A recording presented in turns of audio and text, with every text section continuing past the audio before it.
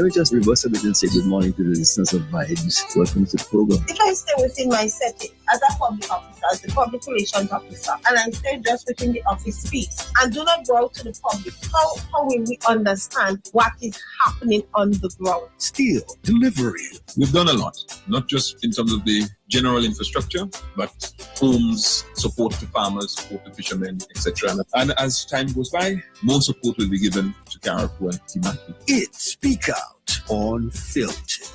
Built back, even better to last. Let us all strive to build a better country by putting aside our petty grievances and move forward with dignity, being proud of working hard and working together. Anything that we're doing now, it's futuristic thinking. It's not for the now. Education is the key in a country's development. That's it. If its people are not developed, Even though go that far, no? Just remember knowledge is power. When you know, you know. that's it.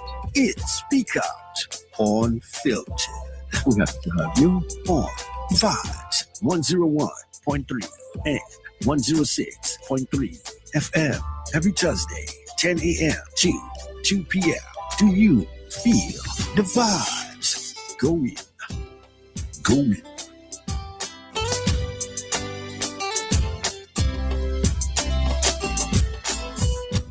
The views expressed on this program are those of the host and guests and not the views of this radio station.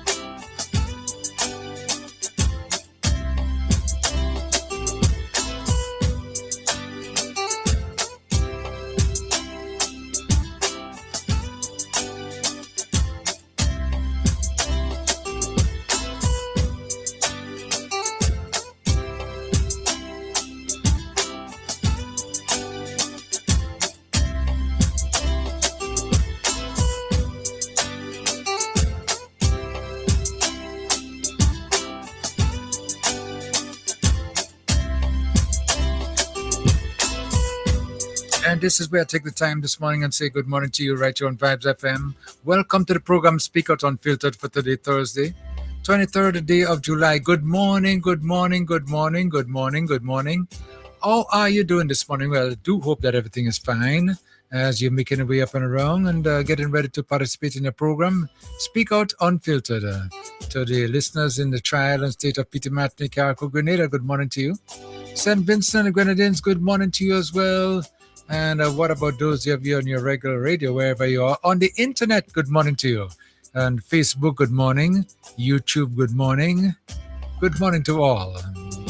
And to remind you, the program is interactive. You can always call us at our telephone numbers when we open up the lines, 403-0101, 403-0101, and 443-0101, 443-0101. And you can also call 458-1914, 458-1914. And for those of you viewing us on Facebook and YouTube as well, the numbers are scrolling right on the bottom of your screen. So you can just look at the numbers when you're ready to participate.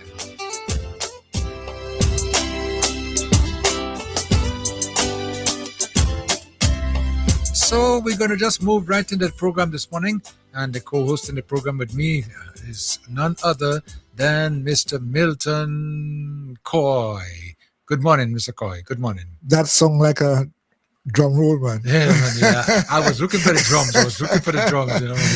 Yes, good morning, good morning. Yeah. Good morning to all the listeners, wherever you are, especially those of you in the diaspora this morning. Good morning. It's always nice to, Kim, I realize a lot of people who are who live in the diaspora look forward to a time, this time when we can engage them. I mean, you can call your families and friends back home and talk. But this is a collective where you're not only hearing the views and ideas of just one person or family, but you're hearing the views and ideas of the community. So the more people in Carriacou speak out and and share their ideas and opinions and so on. Nobody can fault you, shouldn't fault you or blame you for sharing your ideas. At least the society, the community will be better off when a lot of people come forward and speak and share their ideas, because we can all learn from each other. I mean, I might think what I'm thinking ain't making sense, but somebody else could learn something from it. And so I believe that today's Speak Out Unfiltered should be an opportunity for us to learn from each other. I mean, let's not put down people and say, well, you shouldn't think so, you shouldn't be so. Let's learn from each other. And that's how we as a community can grow forward. But you're so right about that, Coy, But as you just mentioned in the beginning, diaspora, Yes. And they play a very important part in the development of our country. Yeah, certainly. As much as they are away maybe in body, but in spirit and mind is all embedded here. So we got to always encourage them to participate as well, And we know that their intentions are good and they want the best for the country. And of late, though, the people in the diaspora have been sort of energized, especially back in 2022 when the government changed, you could feel a different vibes coming from the diaspora in particular. They are more happy. They are more energized than we, here who are experiencing the transformation. You said something a while ago there, and you said especially those in the diaspora, they love the country, and they always want to be part of what's happening in the country. But I wouldn't want to use the word country in this case. I think they love home, because this is for them home. Yes, they are outside of the island, as it were, but the deeper connection is that this is home, and there's no place better than home, And so once they embrace that concept that this is home, this is where I belong, this is where I run and play, and so on and so forth. This is where I grew up. So it must mean something to everybody. Yeah, your roots. Especially those who have gone out of here. And they've gone with the intention of returning. Yes, certainly. It's not a matter of staying there forever. Some of them, they make the special effort to make sure that they can return. And most likely, what has been happening to most of them have been returning. No matter whatever age they are, they want to come back to home. Yes, home means something. Home means just something. Home. Yes. Yeah. And I think that as we create this environment that they call home, and we give everybody the opportunity to engage each other, I think we're gonna have a better place, a place where there's fairness, kindness, and so on and so forth, and looking out for each other. So I want to welcome everybody wherever you are here in Carriacou as well, on the mainland, wherever. Welcome home. Okay. And what I'm going to do this morning, I'm going to open up the lines right away. Right away, the lines are now open. If you want to call and participate, you can do so. 403-0101, 403-0101, 443-0101, and 458-1914 as we continue with the discussion. Now, what's been happening lately, as a matter of fact, Coy, just yesterday there was a press conference. Yes. And we listened to the press conference yesterday, and quite a number of things came out of the press conference, And ever since that, you've been getting a lot of comments here, there, and everywhere about what happened and what shouldn't happen and how pleased they are or not pleased they are. Did you get any buzz back on that as yet? No, I haven't. I followed some of the well, not some of the. I followed the press conference.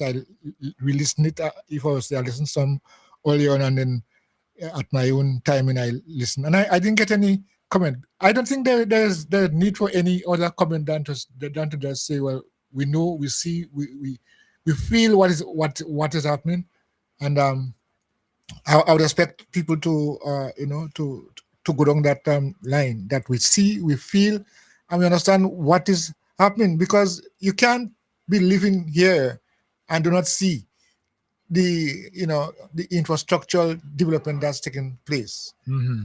So we feel, Yeah. and we see it, and yes, I didn't get any adverse in any way. Well, I'll guess. tell you, because sometimes they buzz me like crazy and Yes, they give me I a lot of know, feedback like crazy. know. And sometimes I have to just, I listen to almost everybody, whatever they're saying.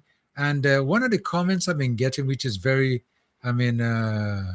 surprising, is that the press conference basically was to highlight some of the areas they're going to do with the temporary cost of living in reduction measures, in cost of living. And I think that everybody should welcome that and applaud that.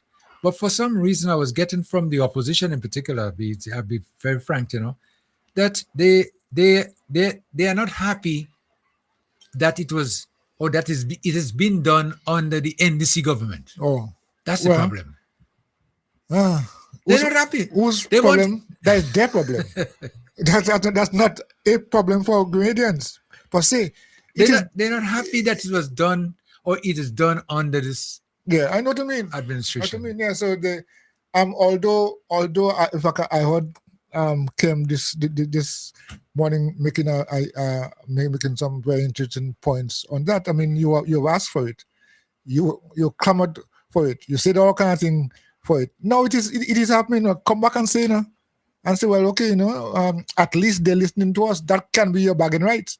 At least when we speak, they listen. I mean, but no, you don't even see that as part of your own approach. We got to get back on that. Because we got a long way to go on that. But the phone's already lighting up. So let me take the first call. Vibes FM caller, welcome to the program. Good morning, live. Caller. Good morning. Good morning. Yes. Good morning. Good morning. Yeah. So I turned on and I heard Mr. Coy was talking, and like he said that this is home. Like this is, I've always thought about, coming home. Yeah. And I like that he said that this is home for the people in the diaspora. Now, last week, I made mention about how God gave us the land, and we shouldn't sell the land. The land is to go from generation to generation. And that God drove out millions of people from the Holy Land and gave the land to the children of Israel and told them not to do what those people have been doing. And I left out a very important part. The important part is that why did God drive out those people from the land? And the answer is that they were practicing witchcraft. And after some time has passed, under the reign of Manasseh, the king of Israel, God said, at that point, the children of Israel were doing more evil than the Amorites and the Canaanites, which was in the land when he drove them out to give the land to the children of Israel. So the point I'm making is that the people of God didn't listen to God. And if you read the scriptures, you will see almost from the beginning to the end of the New Testament, the Old Testament, they were rebellious. And I'm making this point to say that this country here, I don't have the facts to back it up, but I've gotten it from good sources, that 90% of the people in this country is engaging in witchcraft one way or the other. Whether it's to get a husband or get a wife, whether to hurt someone or what have you, 90% is engaging. And the Lord said he gave them the land because he drove them off the land because those people were engaging in witchcraft. And 90%, I mean, this country has 120,000 people. Over 100,000 people are engaging in witchcraft one way or the other. And we have to get out of that. We have to get out of that. When I got here in 2021, it was 24 years yet when I was attacked using, I'm sure witchcraft was involved, and it hasn't ended. And so I'm appealing to people and urging people, because the word of God says, urge one another daily so that we do not become hard to sin. I'm urging people that people need to get out of this witchcraft, whatever it is that they're doing. They need to get out of it, because it's going to only lead down to the wrong road, the wrong path. Mm-hmm. You know, Jesus Christ said, strive to enter through the narrow gate. Don't go down the broad road where everybody else is going. And so I'm appealing to people to let's pray for one another so that we become strong and trust in God and get away from this witchcraft. And thank you. Okay, thank you for a nice beginning message. All right, thank you so much. Okay. Let me take another call. Vibes FM, landline caller. Okay, that line we just dropped off. Okay, no problem. Okay, they could always call back. 443-0101, 403-0101, and 458-1914 if you want to call and participate. Okay. Now, Koi, getting back to what we were saying though, pertaining to what transpired yesterday as it pertains to the press conference that took place. Mm-hmm. And one of the things that they spoke about is the removal of VAT on electricity. Yes, and that I've been hearing that request, that call a while. Yeah, and this means that every electricity consumer will benefit, including the residential customers or the residential households, small commercial businesses, large commercial customers, industrial customers, public institutions, and all other electricity users will benefit from that VAT being removed. 10%? 15%. VAT has been 15%. Oh boy. No, don't make me get scared now, because I've been trying to count my savings already. From the time you mean from time of the announcement? From the time they made the announcment, I started saying, when is it going to take effect? You know, how soon will I see the reduction? Immediately. Well, the thing about it is that there's a billing cycle with the electrical company, you know, with Grenlec. Yeah. So you have to understand the how it runs, but you would get the 3 months that they spoke about. I didn't think there was 3 months anyway. No, they didn't say exactly how long. No, I don't think so. But anyway, you would see the benefits coming in maybe your next bill, not this bill that you have now. Maybe depends on the billing cycle. Yes. Okay. Well, it's obvious. I mean, they will not separate. They will not just take in the middle of the process and just reduce the process. As you said, the billing cycle. That's through yeah, which because they you see, it depends on the bill. Like I know my billing cycle is on the 22nd. That's when we have the month. That's when they come to read the meters. Okay. So hopefully, they must have read the meters yesterday. So if they read it yesterday, which means the next bill on 22nd of next month. Next month, yeah. Yes. I may see that being applied. Yes. But the one that I have currently, I just paid it anyway. That it didn't have that deduction. No, it won't, because this would take effect,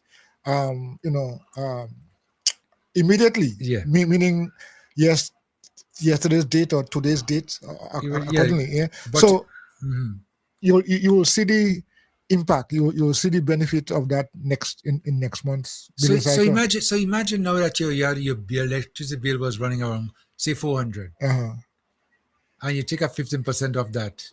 You're all the way down to about 340. You know? Yes. What? $60 just like that? I mean, it might sound to a lot of people, to some people rather, it might sound as though, what is 10%? What is 15%? You're joking. You know? That's but for a lot of people, that is that And this is something I think that people should applaud, because it's going to drastically reduce the electricity bill, which is a bill that we don't like those kind of bills, because they come on us so quick. By the time you pay it, you have to pay it again, because you've been given this kind of a grace period, before you pay the bill, and it's like always. Sometimes you go to pay a bill, and then when you ask for the balance, you realize that there's a bill bigger than the one you just paid. But a reduction of 15%, yeah, certainly is something that should be. But like I was saying in the beginning, the NNP supporters and those of theirs who was clamoring for reduction here and reduction there, they're not happy. They're not happy. So it means then that when they were calling for a reduction or calling for a change, they weren't genuine then? No. So, well, I mean, look at the reality of the benefit. They themselves, who have been calling for, are benefiting from this, what has happened. So, well, I mean, we have to take what they say now with a pinch of salt. Even things for their own good. Yeah. I mean, I don't really fathom how they could reason as that things for their own good, that they are opposing in a way that as though it shouldn't happen. No, because why? They didn't get the opportunity to do it. Well, why rushing at that and they're not ready to I mean, even though you give them the opportunity now, I mean, or some next two terms, cycles, they're not ready. Governance scheme is about being ready. Readiness. What do they have in place? How would they adjust to the new world order now in place? How do they fit? I mean, it's a matter of, are you ready to accept what you've been asking for, or just word open, mouth open and word jump out? When we have to be serious here, because we could make things worse. But as you just use the word mouth open, word jump out, and I believe that is what has been taking place. Because if you're not happy about a decision like that was made, that you've been clamoring for, well, what do you? I want to say something else. No. I'll say it for you. What do you want? Oh. No, but what genuinely, in truth, yeah. So all the things you've been calling for, you're saying this and that and so on, this also to happen. Are you saying that when you call for it, you don't really mean it? I don't think so. I'm going to get it. Vibes FM. Landline caller come in. Caller come in. Hey, good morning. Yes, good morning. Hey, good morning, my brother. Hey. Very good morning, my two brothers. And the third one, the bigger brother, I don't know which part he is, but I know he's listening. You notice I ain't called the last two programs. I just say, let me listen. You understand? Yeah, I realize that. But I was competitive I compelled to call this morning because this crap, this stupidness, I'm not in a good mood. I must call. Every time they talk, I didn't want to call the name, they're talking about cost of living. These regional prime ministers, they must be connected with one another, keeping one another abreast with what's going on globally, Yes. So them men know when to implement certain things. They could make the opposition just tell them, jump and do that and that. No. We as a cabinet, and the cabinet will see the most appropriate time to come together and make a decision. We are not making, NDC is not making decision based on what opposition say. NDC is making decision and make it what is best for the people of Grenada, Carriacou, and Petit Martinique and the rest of the island. Because remember, we have other islands. So when they're going to get on a particular station in the town of St. George, the morning program, and talk about, we have to give some bridgeman guy talking about you have to give, thank the government for listening to the opposition. Give me a big bridgeman. Go take a toothbrush and scrub your mouth. So when he's talking about that, NDC is not operating on that. NDC, they have eyes, they have vision, and they are looking to see what is the best time to implement certain things. Mr. Call. Yeah. And Am I right or wrong? No, No, yeah, you're correct. Yes. that's sound reasoning. You understand? So can they just jump into what no bodies on the sidewalk? They have people, they have agents going around. You mightn't see the minister physically, but they get back all reports. And besides that, they look at it, it's like looking at their price list. Let me put it in my bracket because I am not this educated fella. And they know what goes up and what goes down. You understand? So Kim, they know what they're doing. There's another thing I want to talk on. I want to talk about an ex-police officer, which is the officer they released. I don't want to call his wife's name. Give him an early retirement. And now he's on a radio up north, bumping gum. I hear this man calling the former commissioner. I hear this man calling the former commissioner who the shafts and move on because the prime minister at the time said 2 male crabs can live in one hole. He had the guts to say that this man and the prime minister, some kind of thing talking about traveling and all that thing. This guy should be the last guy on the face of the earth to talk. Some peer guy, I Grenada have more than one peer guy. This guy should have been out of the police force the very first day NDC signing at the Queen's Park. They gave him a very long time. Because the mischief that man make, and he was the main architect, 3 of them. It is alleged that he, Francois, and the former commissioner from Montgomery, they was the main source of sharpened policemen. When you're talking about the Bartholomew brothers, when you're talking about the ordinary brother who used to work on the Coast Guard named Laserman, I could call him because I'm a friend. When you talk about Thompson and Edders, they was the one that making decisions and outlined to the former prime minister who must be up and who must be down and whose name must not come up. This guy, it is alleged that a lot of men that make jail innocently. He was the main architect. My brother, go take out the say the thing in your eyes before you looking to take it out to people. Everybody know you. You think he was placed in FIU for just so? You was placed in FIU for a reason. When you're going to be talking about Andy on morning and talking about Andy corrupt, we could call about 30, 40 people who get loan from GDB Bank. And they was with the former government. And that's a fact. That's a fact. They get loans. You understand? So don't look like if it's Andy and some other woman alone will get loans since GDB existing. You lie. Stop lying and stop coming and fronting like you some Christian. I'll stop it for now. Okay. People know you're all over Grenville. People talking about you. You should be the last man. Okay, you caller. lock up the whole of Grenville. Caller, thank you so much. Let me take another call before we say anything else. Vibes FM, what's up, caller? Thank you for waiting, caller. Come in now, you next. Hello. Yes. Hello. Yes. Hello. Yes. Hello. Hello. Yes. You hearing me? I'm hearing you. Yes. This is Whitebird. Hey man, Amen. I need some help from you. Yes. Go ahead. Go ahead. I was over at the supermarket, Alexis Supermarket in Harveyville, on Sunday about 6:30. Yeah. And I lost my phone with all of my information. Oh and my. I'm offering $200 for anyone who finds it or who's holding it to turn it into the supermarket. I appreciate that very much.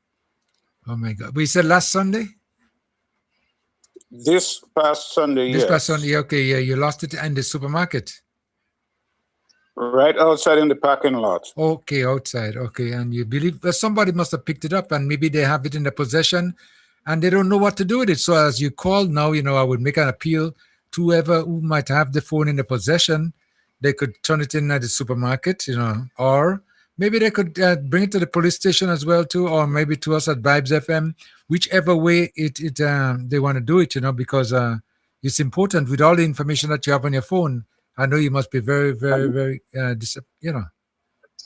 Yeah, I'm not doing very well. I'm not doing very well without the phone. And I put up a notice out there that's saying it's $200 reward for the phone. So I would appreciate if someone had turned us in. Well, I'm glad you. But what I would have said, you should have called us before now, though. I mean, it's a few days well now, but still, it's not too late because sometimes they don't know what to do with it. But I'm glad that you're making the appeal out there now, and hopefully we're going to get a response as soon as possible, and you'd have back your phone in your possession. Hopefully. Hopefully, because I said, Caribou people are very genuine. They are. I thought they would have done it into the supermarket right there and then, but maybe sometimes they yeah. But we get most of the time we get a lot of phones coming back to us, and we make announcements, on the radio whenever that happens, But within the last couple of days, we have not received anything. Did you check by the police station too? Did you check with them at the police station? Well, I talked to them at the police station, and they wanted to think I should file a report, but I did not think. I think it would have been easier. Yeah, to make an appeal out there. Because they told me, Yeah. Anyway. Well, I want to wish you luck, but we're going to continue making announcements. Hopefully, you get a phone back. Okay.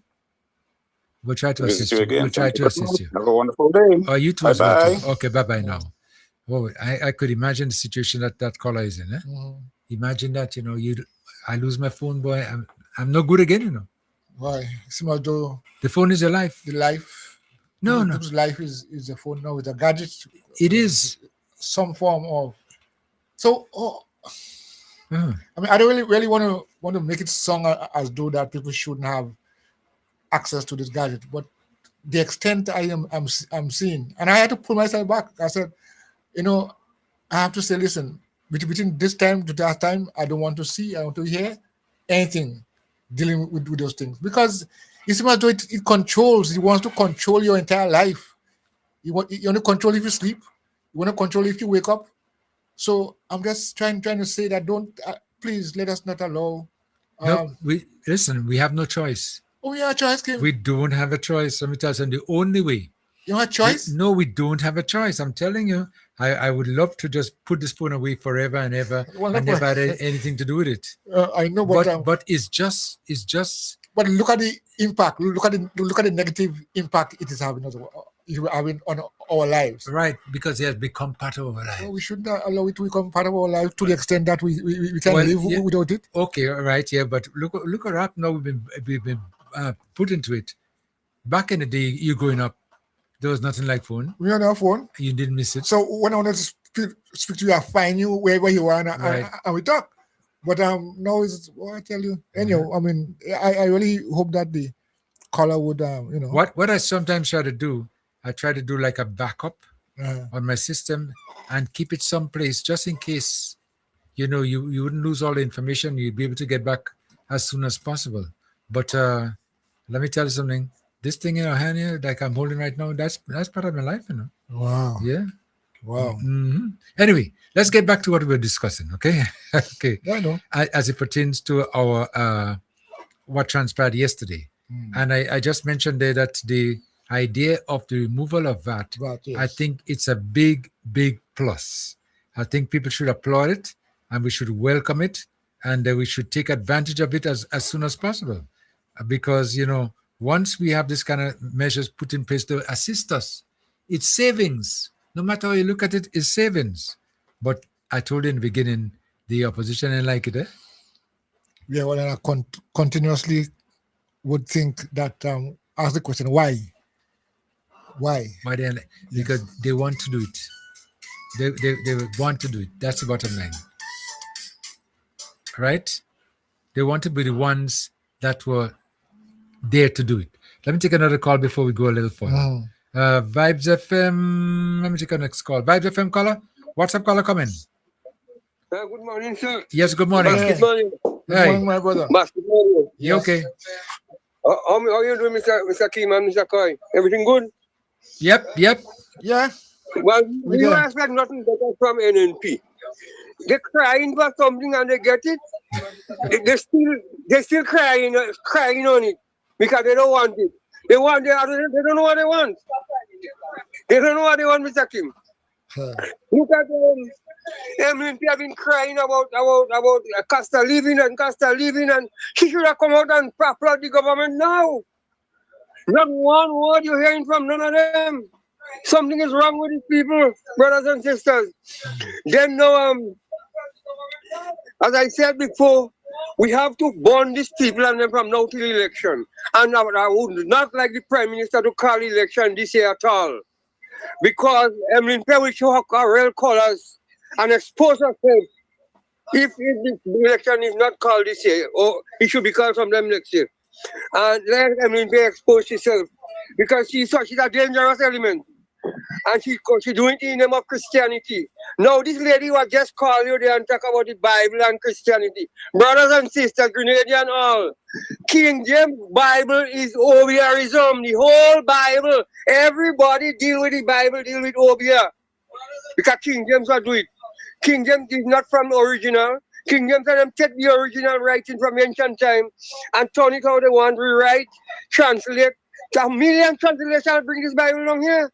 When they was taking slaves from Africa, was there a God somewhere, Mr. Kim? I want all you guys to use all your brain. When they was taking 200 million people in slavery, was there a God watching or leaving them do what they want? Netanyahu killing all the Palestinian people in Gaza. Where is the God? Look now that they say they go charge the guy from Venezuela in America. He have to go to court. So Netanyahu crime is not a crime. America crime is not a crime. But other people crime is a crime. Yeah. Brothers and sisters, open all your eyes and see the crime and the wickedness that is going on. And this lady call and talk about Christianity. Christianity came from Africa in the first place. When today we're praising a white God, in ancient time was black. But when it came to Rome, they changed the color from black to brown, and then when it reached in France, it become white, brothers and sisters. So this is what you're praising to that white God. This is Obiarism, brothers and sisters. Open all your eyes, open all your brain, and leave King James Version alone. Look for the Ethiopian Bible. Look for the destruction of black civilization. Look for the black man of the Nile and his family. Look for the how Europe underdeveloped Africa. Brothers and sisters, the truth is there to see. The global conspiracy, brothers and sisters. The moral of reality, how they kill reality and present the garbage to us. I'm telling us it's God in his Obiarism, brothers and sisters. Brothers and sisters, we have to get to know the truth. Because the whole thing about Western civilization teaching is to control the mind, brothers and sisters. They are not teaching you to free yourself. They're not teaching you to free yourself, brothers and sisters. They are teaching you to control you in the name of a God. Where did God stay in? What created the God, brothers and sisters? I'm saying it because from an ignorant point of view, from an educational point of view. What created God? The people, the Christians say something must create something. What created God? God created the earth and God created this and God created that. Who tell them that? King James. Brothers and sisters, open all your eyes. Mr. Kim, thank you for taking my call. One more, Mr. Coy. Okay, Okay, thank thank you. you. Right. Okay. Yes. Vibe. Yeah. This kind of conversations, Yes. with God, it's so You know, the caller they ask a question, and I think I don't know how many people really taking the time to understand the whole issue about emancipation, because we into emancipation weekend, yes, and we still celebrate, we still observe that day. And what does it mean? It means is we celebrating the time when we got out of that kind of tying down, as it were. So we're celebrating freedom. Isn't that supposed to be freedom? So if we are celebrating collectively freedom, I think we have to celebrate it. Don't talk against it. Don't say it doesn't exist, and we're celebrating it. So yeah, it's something that we do, yet we say we don't do it, and we don't want to, and All we right. don't want it done. 443-0101. If you want to call, you can call 443-0101, 403-0101, and 458-1914. If you want to join the conversation, feel free to do so. The program is Speak Out Unfiltered, okay? Now, speaking about the reduction in the because it's still on the minds of many, and it's going to be implemented soon, and we're going to feel the effects, But something that I've been listening to over time, and it's this. Cost of living, I'm just going to say this. In the first 90 days in office, one of our challenge that we will take on, we would challenge ourselves to reduce the cost of living burden on our people. I'm just going to say this. Listen to that. Yes. Just imagine that. Yes. Within 90 days. And now you're getting the effects of it already. It's been. Well- What is the problem? Hold on, we're going to get back on it. Vibes FM, landline caller first. Landline caller? Good morning. Yes, good morning, yes. Good morning.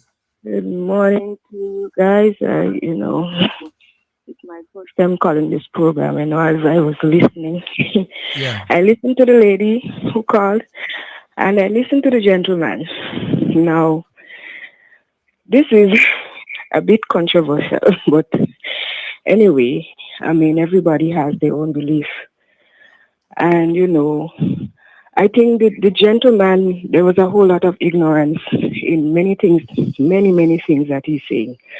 And he has to be careful with what he's saying. I know he wants to educate based on his belief and, what he knows and his knowledge, but a lot of things is very not true. Now, I am calling because, as you all was discussing, now the government is trying to do something for the nation, and yet the opposition right now, they are not happy with it.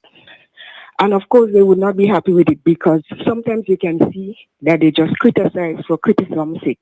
They just want to criticize. They just want to find fault with the government because they are in the position where, they are losing and they are going to lose again. Right. They are going to lose again.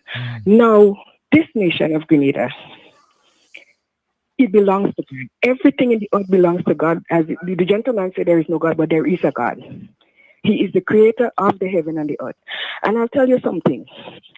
The people that is opposing and criticizing what the government is doing now, they're behaving like the Israelites, who when they ask for manna, God gave them manna.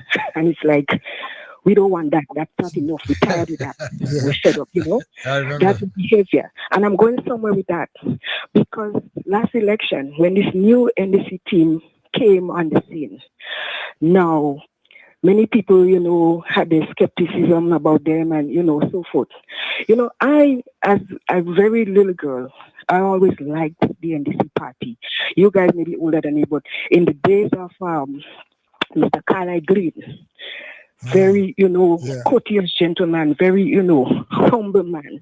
And I always, because the family that I grew up with, they always, rallied behind the NDC at that time. I was small. I didn't know nothing about politics. I couldn't vote. But I always and I remained. I've never voted for any other party. Right? And I'm saying this now. When the last election, well, I'm a very prayerful person. I intercede a lot. So this gentleman that's saying there is no God and God and this, when the last election was coming about, I went down into fasting and praying. And God said that this is a new dispensation. A change is about to come. And I remember I posted up on my Facebook page and I said, wind of change is going to blow. And somebody called me and said, what do you mean by that? And I said, that's what came in my spirit. A wind of change is going to blow in Grenada, Carriacou and Petit Martinique. Now, as the time was coming up for election, I remember the time when they were saying to the people that reveling, don't go out and play jab and mass and thing. And I don't know if you all could recall, they went out. Yes, and I remember. Yeah. Yeah. And, I said, God, what is happening? Because it's like these people, some people were saying they're disrespectful, they this and they that, and they don't obey the then Prime Minister. But God said, you know what? The same people who you try to keep in bondage, you try to mistreat them and oppress them, they have risen up against him. And God continued to speak. And he said, that change is going to come. You know what? The change is going to come for Grenada. We are going to have a new government. And 3 times in visions, the very first time, I met about 3 or 4 people and they said, the Prime Minister is dead, the Prime Minister is dead, the Prime Minister. It felt so real. Then when I woke up, I said, wait now, like, Dr. Kid dead? But it wasn't a physical death. It was a spiritual death that was coming to him. The second time, he said that the Prime Minister has lost his job. Right? The third time, I saw myself all dressed in yellow and somebody make me and say, why are you wearing all this yellow? And I said to them, if I got a chance, maybe I would eat yellow alone too. And that was 3 instances. But when God intervenes, there is nothing, nobody, and no one could do. And let me tell you, the NDC is there for a purpose. What I do hope and pray that they continue to be grateful because it is God that made that transformation. And let me tell you something. When the previous party was there, a lot of people jump up and say,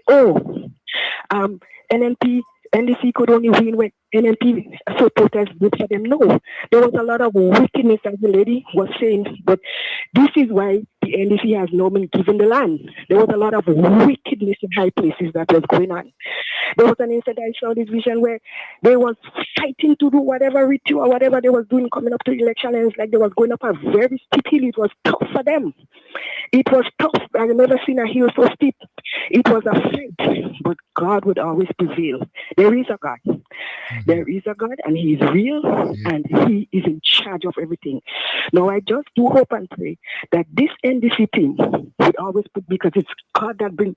Even the Prime Minister said when the results came out, he thought it was a miracle, and it was a miracle because God had intervened. And when God said it is over, it is over. So I pray that they would remain, humble. They would remain clean. They would do what God. Listen, I was praying. There's so much things that God does download. There was one time when the NDC started fixing the roads and things, and I was discussing with my family, and they were talking about the NMP criticizing, and we're saying, well, yes, there's so much things being done. So what are you criticizing? So I'm not saying that the government is perfect and they are doing everything right? They are still, room for improvement, and but they are doing the best.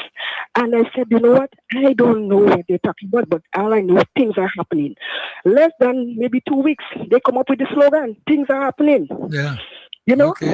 And I said, wow, this is something, and as they continue to work and do whatever, you would find the opposition, but the NMP are believing like the people who God gave manna, and they still can't satisfy because you're looking for ways, just to, to find fault, and that's not right. Grenada belongs to all of us, and I'm saying yes, it's to a party, they're going up against each other, but still, when something is done properly, you give credit where credit is due.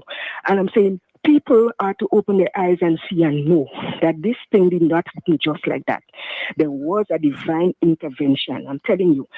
And again, in praying, and I still confused if we really the voice, because I was, even God is pleased with them. They might be not 100% perfect, but He's pleased because the land is not free. When the righteous rule, the people will rejoice. Yeah. When the wicked is in power, the people suffer. They are oppressed. So even God sees and knows that what's happening in the country is what? Yes, and there's still a lot of room for improvement, but we are going to move forward in the name of Jesus. So to say there is not a God, and everybody has, I'm not going to contest this thing, but I know that God is divinely intervened in these nations, well-being, and it's going to be so for a very long time. Carla, thank you. Thank you so much for your contribution. Yeah. Like I always say, my God is real. Yes, I hear you. All the time. Yes. And we see amen to that, okay? Yes. Excuse me. 443-0101, 443-0101, 403-0101, and 458-1914. You want to join the conversation this morning? Feel free to do so. I'm just going to say this. In the first 90 days in office, One of our challenge that we will take on, we would challenge ourselves to reduce the cost of living burden on our people. How is possible, Kim, that you would challenge yourself when you use those words? What do you mean? You would challenge yourself. What exactly does it mean? Define that for me, please. I don't understand that, but anyway, let me take a call. Vibes FM. I don't understand what they're saying there. What has been said there? Challenge yourself. Yes. To make it happen. Yeah, to make it happen. I mean, that doesn't. So it's somewhat like it's impossible. Then it look like maybe it's impossible. So you got to challenge yourself to make it happen. Go the extra mile and do the extra. Whatever, I don't know. Vibes FM caller come in. Yes. Good morning. Yes, good morning. And good morning to the panelists. Yes, I'm calling to tell the callers that confused about there is no God. There is a God. And that God is a good God, and that is the only God that created the heaven and the earth. Wow.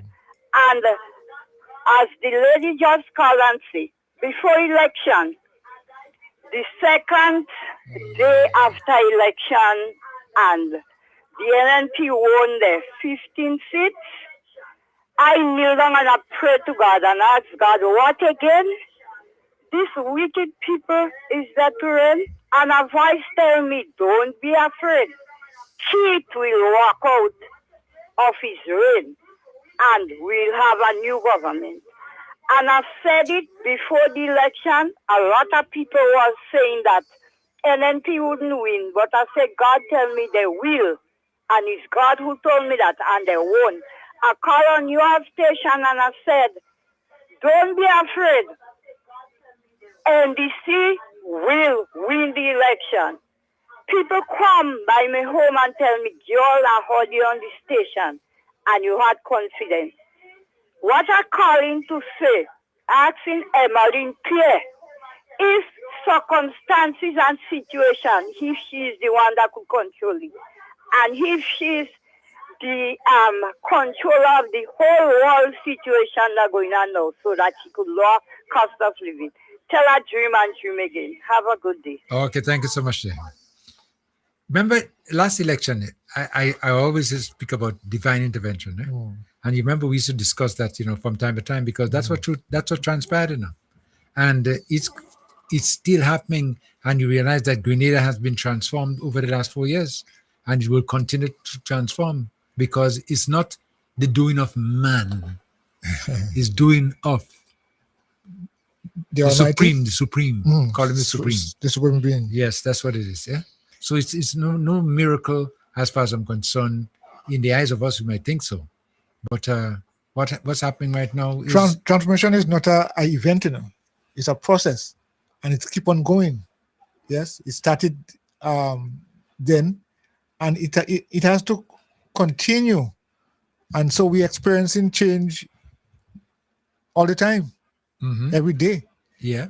It's not a matter of an event. Okay, we're celebrating this now, which are the anniversary or whatever. It's not an event. It's an experience that we all going through, and would celebrate. Vibes FM, caller, come in.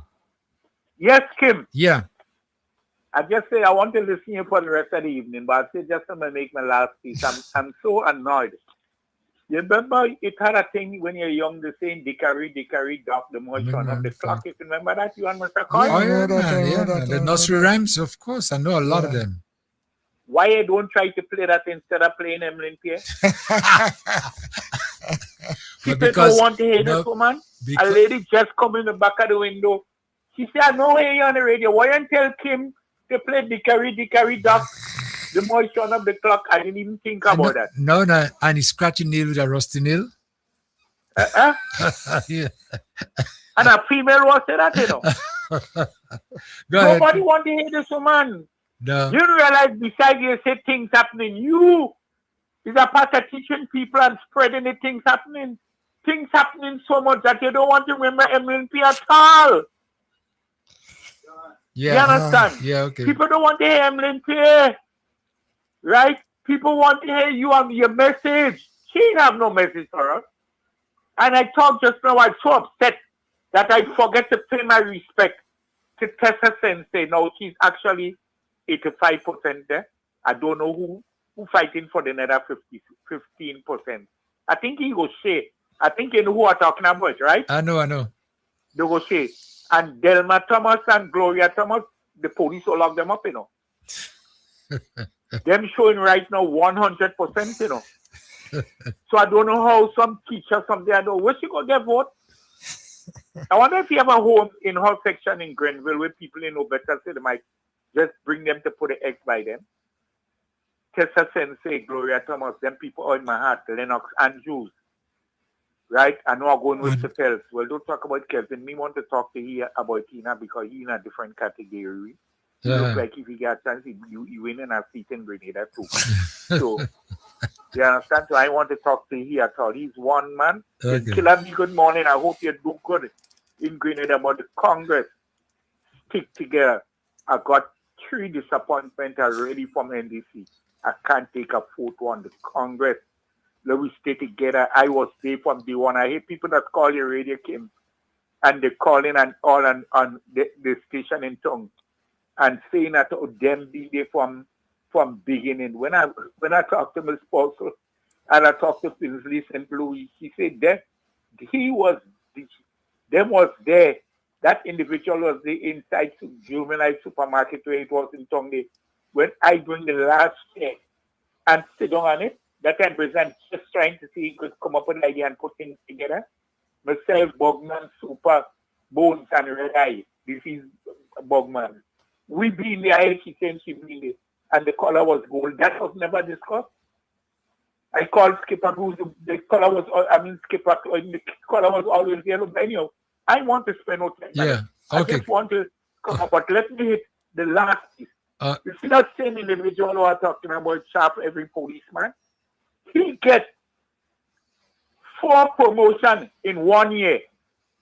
4 promotions. And he gone on the radio now playing big politician.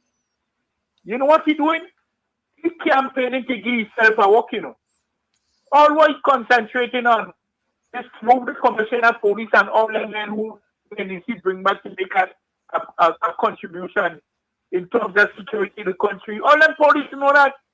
Real police, he get 5 promotion from the minute time. You understand? He wife link up with the NDC with I'm in Lord. Oh, she was at NDC first with NNP. He started to get promotion. One of his big promotion, his biggest promotion, besides end up being assistant deputy commissioner of police, that was the last thing. He was the chief agitator bringing news on people who suspect is NDC. March dog. Okay. Caller, thank you.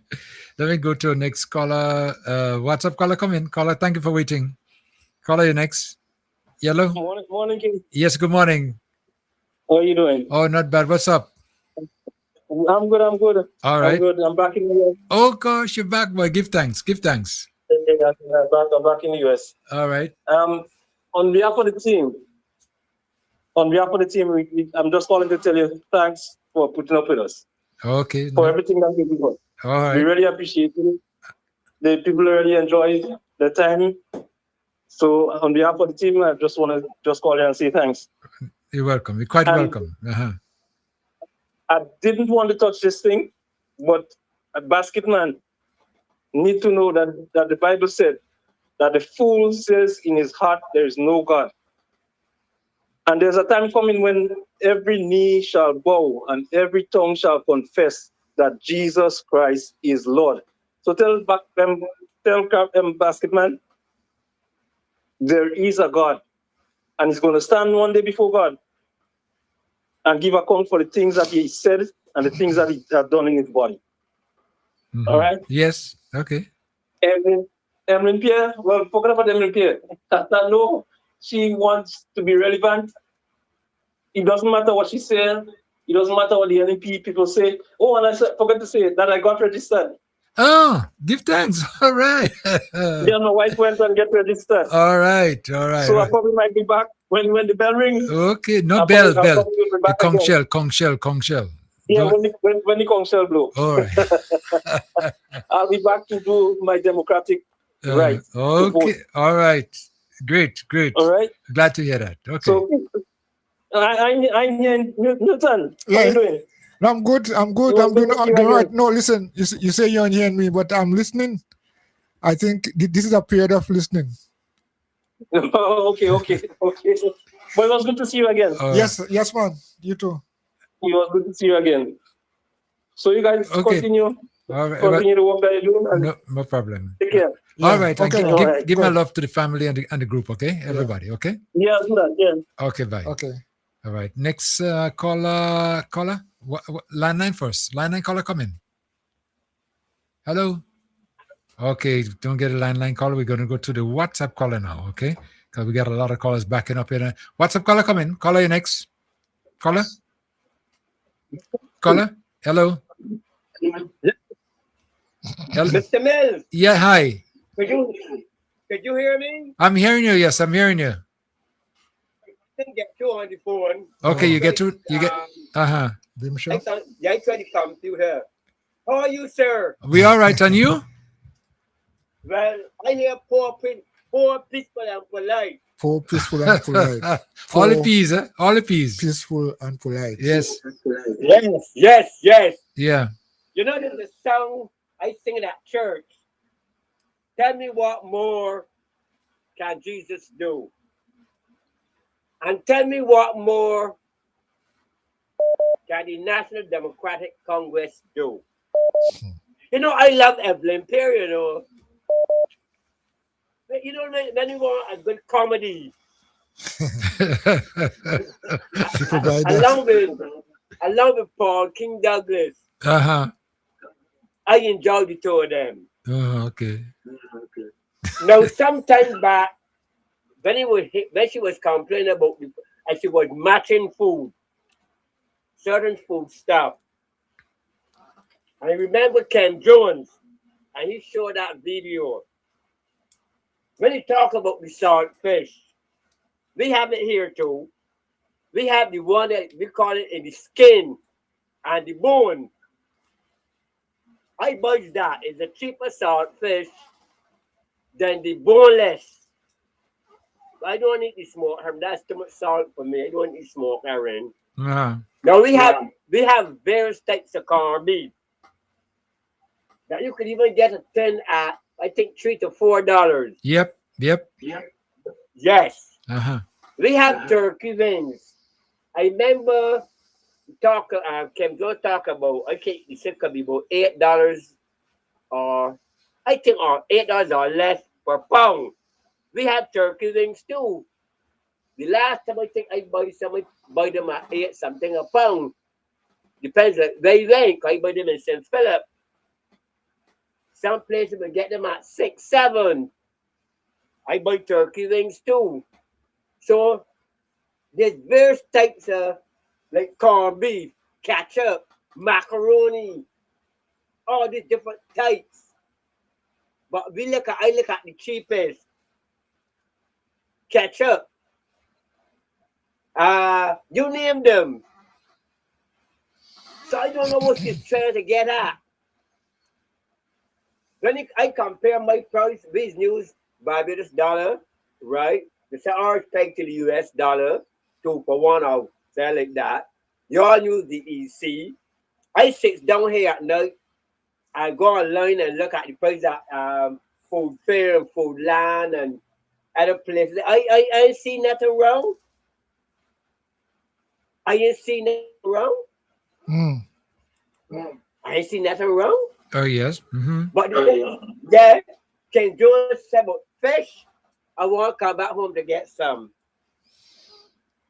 To buy fish here, I got to go by the bank and get a mortgage. I can't buy fish at the price here now. So I really want some fish and some fresh fruit to eat. From the tree to the ground or from the tree to my stomach. I need them. So far, so good. And then again, I was watching the man who attacked the work that's going on at River Road. I knew I couldn't catch on he no more. there was a video. This an MP man. Yeah. About the progress of the road on River Road. Well, I'm glad to see that movementation going on our River Road. That road between come off a thing. The stadium, yeah, I got the stadium right that road. I know that road good. And I find it glad that the NDC doing something about that road. Man, tell them so wait for the Lord to renew your strength. Yep. And I was saying too that Meclis and when the hospital start to build, why you want to pick two? Age is only a number. Okay. Portman don't forget his whip as a carpenter. Okay. And he want to pick when it start. I be home, Connie saying, decide be home for Christmas. But I get me home for, I can't tell for how many seasons. So all I could tell the NDC, and I see a video my airport later. Yeah. But Blaze. Yeah, we're getting ready to light it up officially, yes. Uh-huh. I said, this is Christmas by the ground. It look like, the lights look like Christmas. Tell what my manager, who name Tevin Andrew. Yeah. Man, tell you take a call grenade, drink a strong rump on that. Okay. Tell you beer said drink a strong rump on Herbert Blaze Airport. Okay. I'll tell him. Like landing, I'll all tell these things like when it was down there, but none saw that happening. No, but it's going to take place now. I tell them about them, and the new that and the NDC look.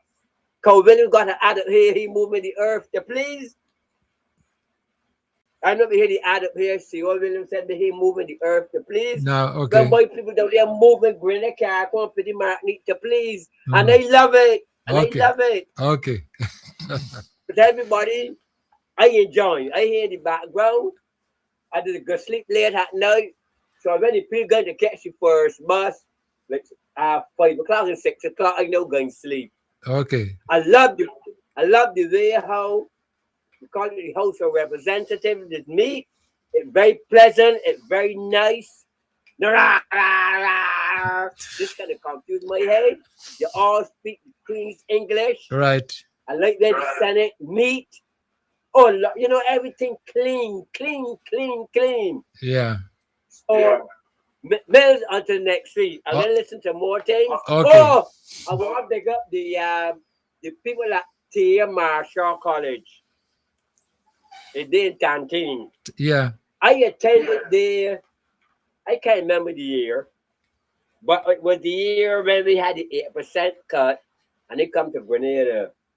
And I attended there. I can remember one of the staff members, a lady called Monica Alexander. She was one of my people there.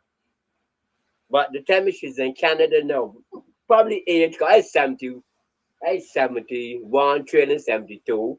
So probably she could be my age or more, or I know. But I want to tell everybody at Tia Marshall College, and then anybody could pass on the greetings to Miss Monica Alexander. I love that place. Okay. And it's growing, and it's growing in leaps and bounds. And I'm glad the young people, look the young people that come to that place. Great young people, and I love it. Okay. Okay. And you know, we'll meet again. All right. All right. Well, take care. Okay. Okay. Bye-bye. Yeah, thank you for your call. Yes. Okay. Yeah. Okay. Bye-bye. Next caller, you on? Caller? Good morning. Good morning, Ken. Yes, good morning. Yes. Hi, good morning. I'm calling about this saga of the animals again. I don't know if anybody spoke about it this morning. I've only just come on air. And it's about this cattle again down the south side. They just create, they're really creating havoc down here. Garden has been destroyed.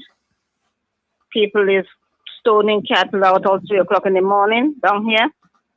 And it's just chaos, really, down the south down here. Okay. I don't know, as I said, if anybody had called in about it this morning. Nobody called. But this saga, this saga of this cattle is just terrible down here down the south. The whole garden. There's a lady who did her garden. The corn was coming out so beautiful. And this cow, they just destroyed it row by row until it's finished. And there was somebody else who was complaining about 8 or 9 cattle, 3 o'clock in the morning, having to stone cattle out. This cannot go on. It really cannot go on. Something has to be done.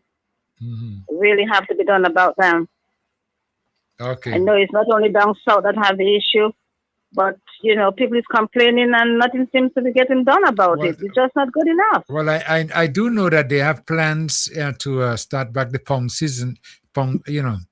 Again, They should have started long ago because this is season. Yeah. And, corns are coming up and this is just what is being destroyed. Yeah. It's just really happening. Yeah. It's really disheartening. And another thing I want to talk about to Kim as well. It's about an issue, about a medical issue, about a patient from Carriacou that went down on an emergency medical issue.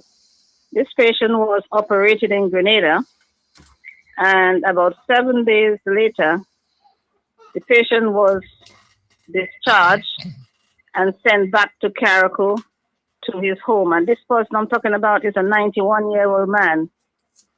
91 years old man discharged from Grenada Hospital to his own home. A couple of days later, the chap was admitted to the hospital where he should have been transferred in the first place. What is happening? Why is Carriacou people being treated that way? And from what I understand, the person or the hospital that discharged him did not even contact somebody who was down there with him, this old man. And to get him from the hospital to Osprey that night, no facilities was prepared, arranged for him, an ambulance to take him down. It's a matter of when we discharge him or discharge a patient, they're treating for themselves. What happened to, the follow-up? What happened to follow-up? And, it's just crazy. It is just unacceptable. You cannot just treat a sick person like an animal like that. Even the vet will look after the animals. The vet will look after the animals and have a follow-up of care. Yet this man from Grenada, he was initially transferred by Osprey to go down to Grenada, and he did an abdominal surgery, general anesthesia. Yet 7 days or so later, you discharge this man to Carriacou without no follow-up care. But does he have a family or somebody was No. Well, Yes, he lives by himself. He lives by himself. And he went down by himself. We have to be scrambling to try and get somebody, a family member, to go down. Yes, the person went down, and I understand while the person was down there, she only discovered about the discharge when she went to visit him and got told, oh, he's discharged, or he's going up to Carriacou at the Osprey. Pardon? What's going on? What is going on? And I think to date, this man was in hospital until yesterday because he was admitted to the hospital, and I think he had a bowel obstruction, and that's a major surgery. Okay. This has got to be investigated, and I think the minister has got to look into that, please. That is something that needs to be addressed, because no way that man should have been discharged from his hospital. I mean, okay, so if the hospital said he is discharged, fair enough. But the hospital in Carriacou, they're not inundated with patients. He could have been transferred to hospital in Carriacou where his medical condition could be monitored and have follow-up care. But to send a 91-year-old man back to his own dwelling, this is absolutely unacceptable. I think the minister, please, if somebody could pass it on to the minister to have, investigate this situation, because it's just not right. Okay. So, sorry? Caller, I just wanted to kind of get some clarity. You said the hospital on the mainland, Good. that's in Grenada, discharge him, not to Yes, anybody. they discharge him to his own home in Carriacou, not to the hospital, after a major surgery. Oh, After a major surgery where this man, because of the condition and, you know, what he's had done, he cannot eat solid. It has to be soft soup and things like that. And a couple of days later, he was pulled back to the hospital in Carriacou where up till yesterday, as far as I know, he was still there receiving care. Why wasn't he discharged from the hospital, from Grenada, to the hospital in Carriacou? It's just mind-boggling. And It's just mind-boggling. It's terrible. It is very, very terrible. This is not, you don't treat people like that. As I said, the vet will treat the animals much better than a 91-year-old. And okay, you got discharged, so find your way up to Carriacou and Osprey how you can. That is unacceptable by any language and standard. Please, can the minister look into it and find out what went wrong and why did this happen? Okay, caller. All right. Thank you very Well, much thank for your you. time, Okay, Kim. okay, And have a okay. blessed day. You too as well, And too. please, they're crazy down here. They're driving people. You don't want anybody to have any heart attack No. because of the animals. Okay, Kim, thank you very much. Okay, Thank bye you. now. Bye. Bye-bye. Bye now. Landline caller? Landline caller, you there? Yes. Hello? What's up, callers? Hold on. Landline caller first? Yes, go ahead. Caller? Hello? Yes, hello, yes. All right, I'm on, right? You're on, yes, you're on, yes. Yeah. Good morning, guys. How are you guys going? Okay, we all right. All right. Well, before I start my contribution this morning, I want to first compliment the government for a well thoughtful initiative, which I believe would bring tremendous relief and benefit to our people. So hats out to them. Okay. Let me get into my thing for this morning. Now I realize that anytime politician in opposition, it seems to me like they have become magician.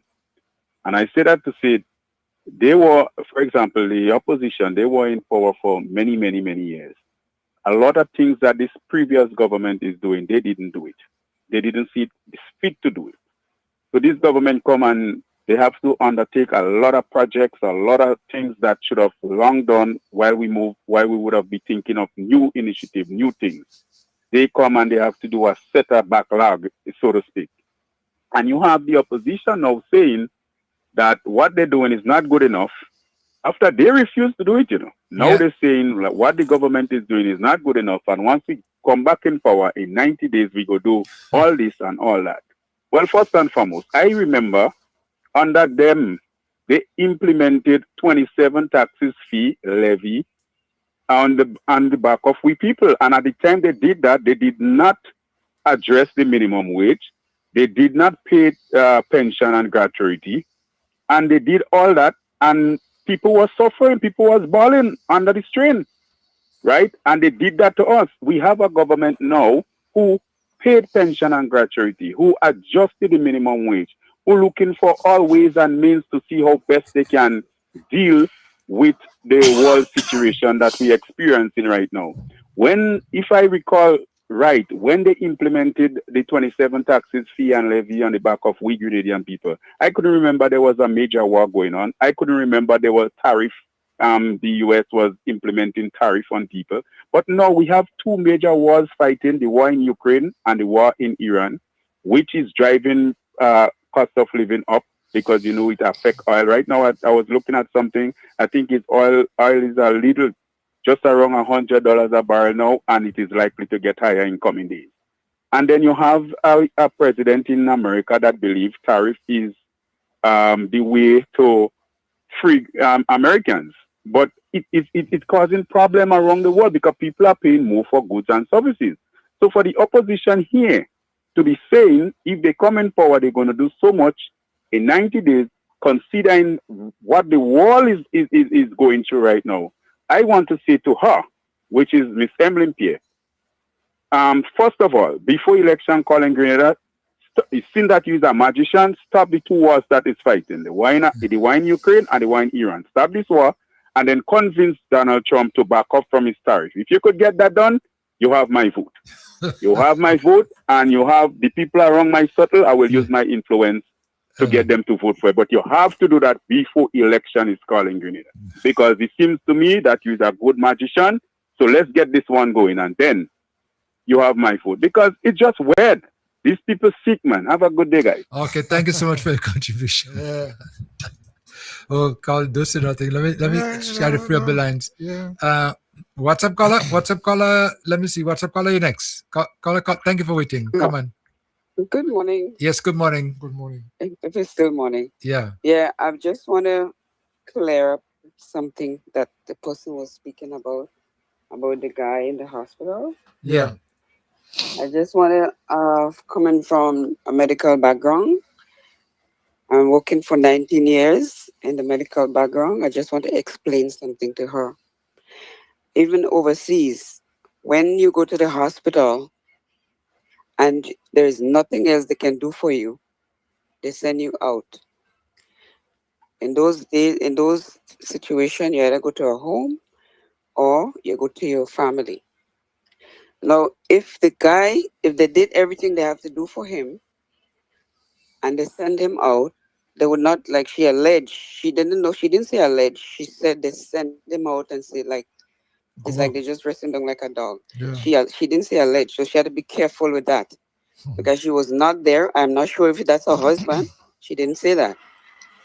The medical field could do what they can do for you. And if there's nothing else more, they need the bed for somebody who is an emergency. Now, if you ask them on the flip side, if your daughter or somebody is dying in this hallway and they need a bed and they already attend to this person, there's nothing, would you like them to leave the person dying in the hallway? Then you're going to hear a different story, people dying in the hallway.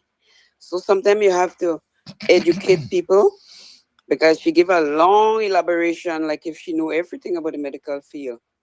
She need to listen that the medical field is like mothers. No matter what you do, you get blamed. So this is coming from somebody who watched everything happen. We send people out to the hospital and they send them back to us. Then we have to send them, if something happened, like whatever erupted or they get a little worse, we send them back. But they will still send them again when they finish doing whatever they have to do. So please, lady, I'm just letting you know that you don't always blame the medical field and get all your facts straight before you come on the air. Thank you. Okay, thank you so much. Caller, before you go to, as you said, you've been in medical field for a while. I know back in the US, there's many times, sometimes when you have some patients in the hospital and they would resort them to the family and they sometimes require what they call osteocare or something of the nature. Exactly. Yes, because because the hospital is not where you care for the elderly. That's not what it's for. Right, yeah. It's to attend to you, get your stuff done, and there's nothing more they can do. Even if you're dying, there's a place where they have to send you to die. Okay. So I'm just educating her. Thank you. Okay, thank you so much. Okay. 443-0101, 443-0101 if you want to call us, and you can call us on the 403-0101 as well, 458-1914. All the lines are open if you want to call and make some comments, feel free to do so. Whatever is happening in your community, we try to entertain you as much as I want to say good morning again to our listeners and on the internet. Good morning to you. So many of you on Facebook, on YouTube, and wherever you are.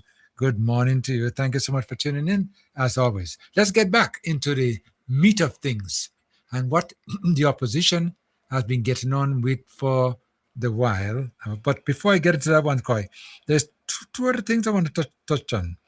The yesterday, as it pertains to the press conference, you realize that Grenadians, Caracuans, and Pitimaticans will be enjoying 2 VAT-free days per month for the next 3 months. Imagine that. 2 VAT-free days of shopping for the next 3 months. What does that mean?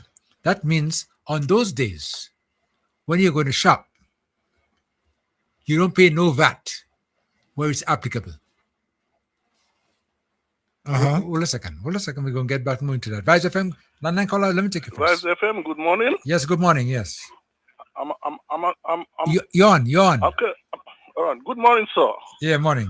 I'm calling in response to the post. I'm calling from New York. Yeah. And I'm calling in response to the lady who just giving her opinion about the person who called about the person who got discharged from Grenada. Now, he's my cousin. He's 91 years old. He had a twisted surgery, twisted intestine.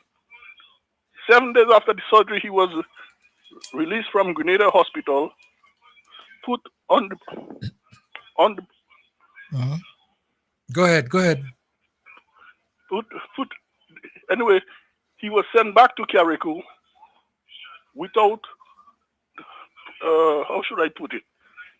He was sent back to Carriacou 7 days after surgery. The man is 91 years old. He could hardly speak. The man is weak. Okay? He should have been sent from Grenada Hospital. He should have been sent from Grenada Hospital to Carriacou Hospital. Okay. Yes, go ahead. And the lady who called and telling the lady that she should get her fax care, that lady is a staff nurse from England. Okay? She worked in England, retired from England. So she knows her stuff. You do not treat a patient like that and just send them in the house in Carriacou from Grenada. 2 days later, the man had to go back to the hospital in Carriacou? In Carriacou? Yeah, listen to me on the phone, please. You listen to your radio in the back days, so you know it's confusing you. Hold on a minute. Yeah, turn it down. And we always encourage you, the listeners, when you're going to participate, you know you're going to call, turn your equipment, whatever you're using, to listen to us, and then get on the phone, and then after you could always go back again, because it's confusing sometimes. You're hearing yourself late after you finish speaking. Okay, caller? Yes. Yeah, okay. And anyway. Yeah. The way he was treated was very, very unfair. And that lady who called to criticize the lady, that lady is a staff nurse from England, and she knows about patient care. Right. Okay, let me ask you one quick question. I asked that to one of them already. He doesn't have any relatives or anybody to. No, he's a retiree from England. Yeah. And the children are in England. Mm-hmm. But he doesn't have a caretaker. The children are in England. But it doesn't have a caretaker. Right now, they're trying to come back to Carriacou to take care of him. Okay. See? Okay. Yeah. All right, because he would need somebody next to him, who's next to him. All right, thank you. Okay, bye. Oh.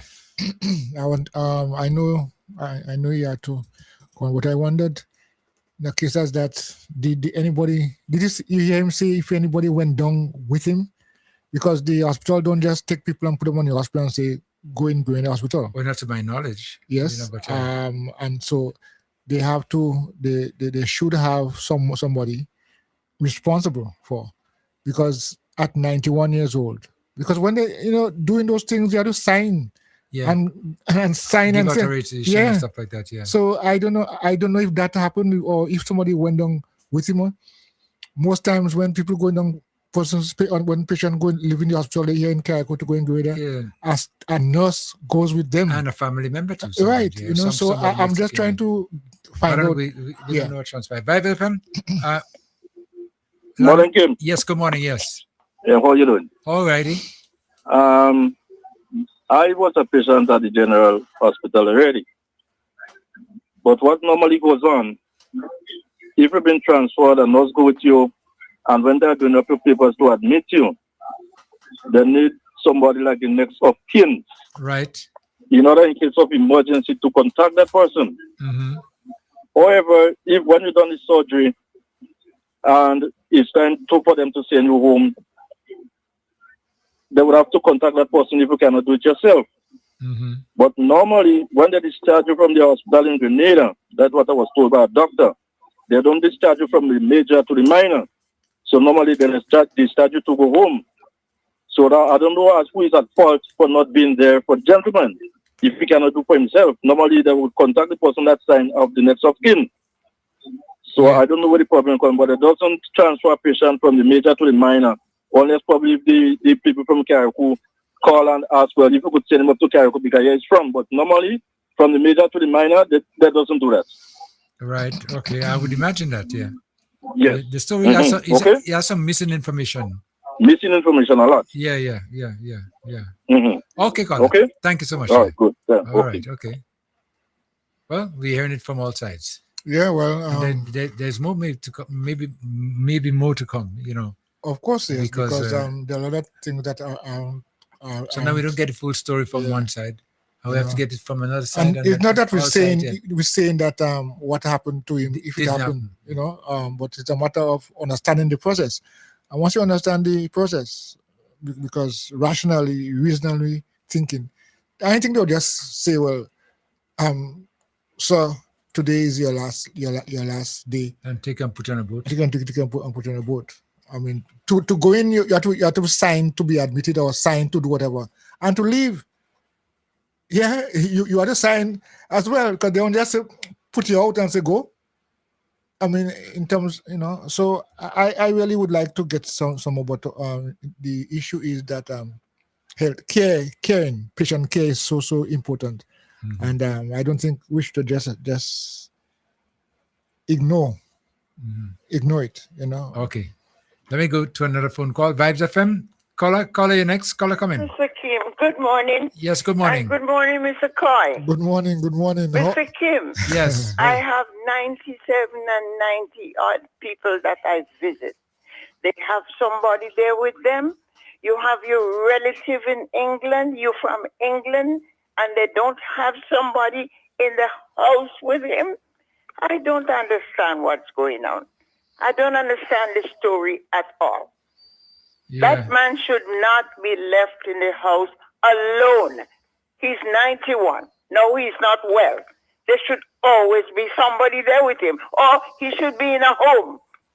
Well, that's what I was asking the question, whether there's a caretaker. I can't tell you how upset I am. That's what I was asking. I am going to visit 97, 90 this and 90 that in Grenada here. And they all have somebody, if it's not permanent, somebody coming in and out to do whatsoever. I go and do shopping, I do whatever. So, you know, you just leave him alone, and now you're just making arrangement to come to Grenada. They should have somebody, even if a part-time person. Yeah. Let's say you can't afford it. You have a part-time person. Or he should be in a home, not left alone.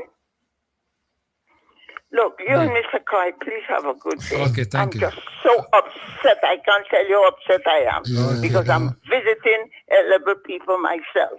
Yeah. So I know Yeah. what I'm talking about. Okay. Have a nice day. Okay, thank you so caller. much. Yeah. Thank you very much.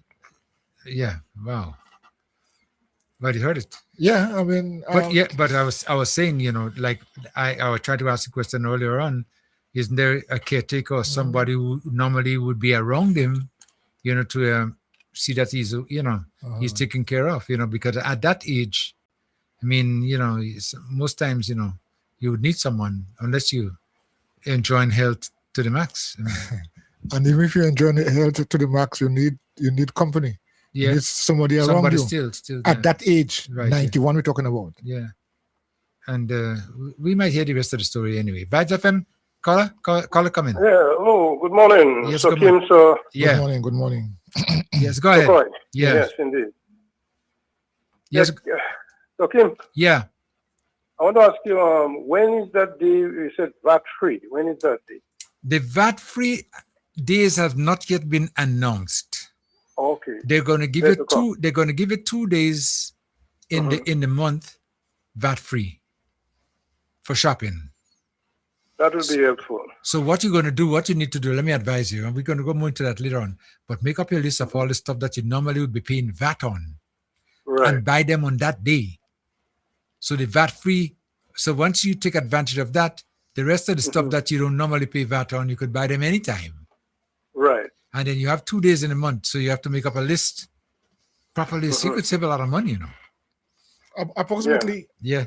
Caller, let me just ask Kim this question. Approximately how much you think customers will benefit from that initiative? Well, based on what I'm seeing happening to customers, you know, in my supermarket, the single customers sometimes, you know, will be spending about maybe, say, about $500, $600 a month in groceries, and families, you know, $1,000 thereabout. So if you try to do a calculation on that and just imagine, well, maybe say $500, and you get a 50% discount. I mean, that's $75. Yeah. And even though all of the items were not VAT items, but still you'll be getting a nice little savings. At least, you know, $1,000 going to bring it to $150 thereabout. I mean, really, you can't ask for anything better than that. Yeah. All you got to do is make up your list, and keep your list close to your chest. And when the days are done, and what I would hope that they would do with the VAT is that they would possibly make it, because we have the bi-monthly, you know, salaries been paid. They would try to schedule it around those times to make sure that you have money so you can shop. VAT free. All of that will be helpful. On everything. What's construction too, you know? Yeah. You're planning to buy a fridge and the fridge is $3,000, you know, you're watching it there and you're just waiting for the day to go and buy it, you know. Exactly. Because you know you're going to save at this time, it is helpful. But imagine $3,000 $3,000 you're going to buy a fridge for that, right? And you get a 15% off, you know. And that's 15 times 3 is 45. That's $450, you know. Yeah. That could give you groceries for the next month. That is very helpful, I can say. And we are thankful for whatever it is. I mean, as you know, this crisis, the situation, as one caller was talking about in the Middle East and with all this oil situation. Yeah. You know, apart from the difference of the opposition speaking with that kind of a fake promise. I mean, you could tell people a lot of things, you know, and fool them, right? Yeah. There are a lot of people that get fool. You know, they leave the bone and run after the shadow. So, my brother, you understand? Okay. And you know, and they would burn the bridge. Yeah. You understand? Right. Yeah. But really and truly, we appreciate our government. We appreciate the administration. We appreciate the heart, an attitude towards us as a people. Yeah. And we are grateful indeed, and we want to be thankful, you know, because, I mean, appreciation is this praise or this gratefulness that one who are involved in performing such can feel encouraged, you know, and they can feel, as you say, as a human, you know, rather than as a beast, right? Yeah. So we want to appreciate our administration, the government, and thankful to all of the works that they are doing that we all are benefiting from, you know? Okay. And so on. We do appreciate it. All right. God bless. Okay, thank you so much. Yes. Okay, thank you for your call. Let's take another call. WhatsApp caller, you next. Come in. Thank you for waiting. Caller, come in. Hello. Yes, hello, yes. Okay, I just want to clear up something. Yes, go ahead. I called concerning the gentleman hospital. Yeah. Well, we know it's a very sad situation because we love our seniors. They did a lot for us. They are the stalwart of we know they did a lot. So we have a heart for them. We respect them. But what I'm saying, somebody just said that I criticized the lady. I did not criticize her. I was educating her on how it works. If the guy was sent out without somebody accompanying him, then she need to have, what I'm trying to tell her, have her facts. Like nurse, whatever, sent him out on his own. And he went out at such time. You have to come with facts when you come with those stuff. It's not criticizing. Mm-hmm. Okay. And if he leave the hospital on his own, it's a serious matter because you must sign documents. You have to sign. Some people even sign themselves out. You don't have no rights to sign them out. He could sign himself out. And all these things they don't. She should know that. They said she's a nurse. So I'm just straightening up the word criticize. I'm educating, not criticizing. Okay. And I love him and I wish him all the best. Okay. God bless. All right. Bye-bye. Thank you so much. Yeah. Okay. 443-0101. 443-0101. 403-0101. And 458-1914. Next caller, landline. You're on, caller. Hello, good afternoon. Yes, good afternoon, Daddy Kim. Yes, good afternoon. Yes. And good afternoon to Mr. Koi. Daddy Kim and Mr. Koi. Good afternoon. I have Good morning. a question for both of you. You give me a few answer. Go ahead. When all you was going to school from primary to secondary school, all you ever use the Royal Reader book? I never really used it because in my days they had one that came in called the Caribbean Readers. The Royal Book was just finishing off. So I read a little parts of it because my mother had one at home and I would jump and read sometimes, but it was not mandatory that we have one of those to read in school. No. Yeah. Could you remember anything all you could remember from what your Royal Reader said? Not much. If you could give a quotation, I might be able to. Oh, because you have a part say the cow take a ladder and jump over the moon. Yeah. You all didn't get that part. Well, hear that now. Hold on. The reason why I'm saying that Olympia and them have a manifesto, and it seems to be a Royal Reader manifesto, because she said the other day, 90 days, she will go to sit with the bank. There is GDB. That bank there. GDB. That bank there give small loan there. Yeah, GDB. The GDB bank. Yeah. So that she could get loan. She could go sit down with the loan officer to get loan to give all the people who don't have roof over their head. So it give them a house, give them houses. So I wonder how she got here to be a Royal Reader manifesto she have, and how she could go in the bank and just demand that to get money to give. No, she says all who do a roof over their head houses. All that she says as a government, we could take a chance. All right. Take a chance. Unsecured loans. If you go play back the keep, just play back the keep. I was looking for it and just couldn't find it, but I remember it, where she says we go take a chance and deal with, give them, So yes, you take a chance. Take a chance. I don't know. You see now, you have to be careful because if you want to go in power, you remember when the leader which is I don't call him at the NNP, when he said in 2018, the meeting before election, he tell the people and them all you come up in polls. He can't tell them in tongue in canteen. He say come up in polls. He has something to tell all the nation. The people go up there. When he reach there, he tell the people, all you wait, listen very carefully. We find the first well. We find oil and gas. We find the second one. We find the third one. And the third one, you remember, they give NDC 315. Yeah. And then he come back and say again, after election, who stupid politician, who stupid businessman who come and invest in one well? And then he go to the media and say again, he not a stupid politician. He just like the people, just want Nazim and the Senate to get him power. So you see how they functioning? Yeah. So now she swallow. She take the book from him, so she swallow him. So all of they lie and just lie. Come up with a plan. Come up with a good plan where we could take the country forward already for 30-something years. And that is a plan you have to come to tell people. We feel stupid people that are getting greater. All right, that's my contribution for now. All right. Thank you so caller, much, thank you. caller. Okay. Yes, Let me take another one. Vibes FM. WhatsApp caller, come in. Caller, you next. Yeah, hello. Yes, good morning.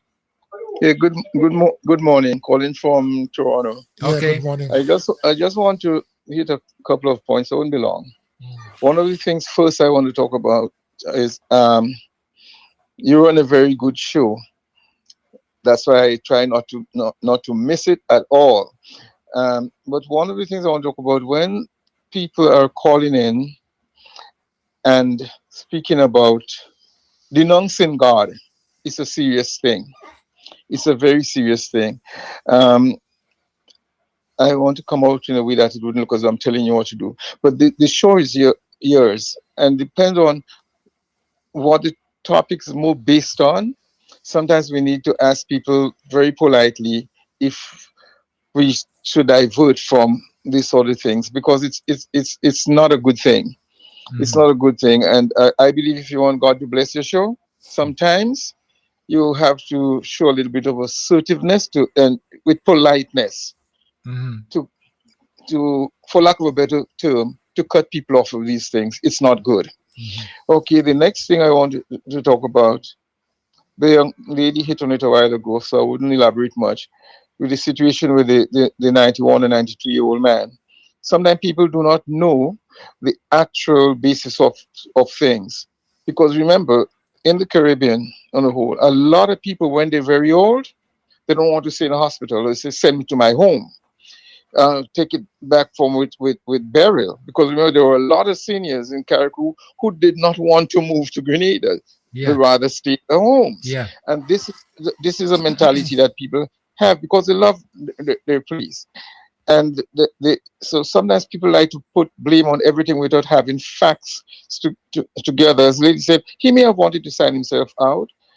He may, what's about family members? I don't think a hospital would put someone body out who is that critical. Because normally when you're released from hospital, is because the doctors see some form of good improvement and feel, well, okay, you can go now. I had a brain surgery and I only stayed in hospital for a few days. When I came home, I was very sick still, but it's not to the point where they had to have kept me in the hospital. So you have to know the facts before sometimes people run and criticize the hospital or the government and all of these different things. Okay, last couple of things I want to talk about is Emlyn Pear. Emlyn Pear always stand on stage in a platform and say, well, the government promised 500 houses. We should have had 2,000 right now, blah, blah, blah, blah, blah, blah. If I could recall, because I followed the NDC campaign right through, what I miss, I go back on YouTube and find it. And what I could recall, the Prime Minister was saying, our goal is to try to provide 500 houses per year. He did say that. But he didn't say, I guarantee that this will happen. It was a goal, it was an ambition that he had.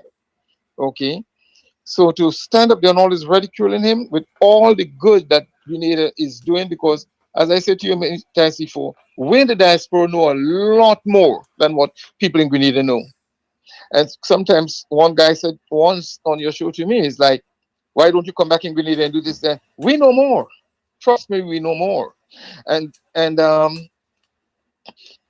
now Emlyn Pear is saying that the first thing she would do in 90 days, they have this relationship with the GDP, and they would be able to basically secure loans. And she used the word for even the poor and vulnerable, and so that people could have a roof over their heads, and they don't have to have collateral. That's what she's saying indirectly. Yep. And to have collateral. If a person cannot have a collateral or any form of security, do you think any bank would be that stupid to do that? That bank would go down in 2 days after that. And we would, what she says they would do, I can't remember the exact words, so but they're going to take a chance. They're going to take a chance. They want to take a chance. No, I am saying to you, when Keith Mitchell hear these words from Emlyn's mouth, Keith Mitchell is saying, and I said a lot of times, what the hell did I do? We'll take a chance. Now tell me, what citizen would say, well, let me vote on chance? I mean, that woman has absolutely no intelligence. Absolutely none at all. Let me tell you something I've said to you several times.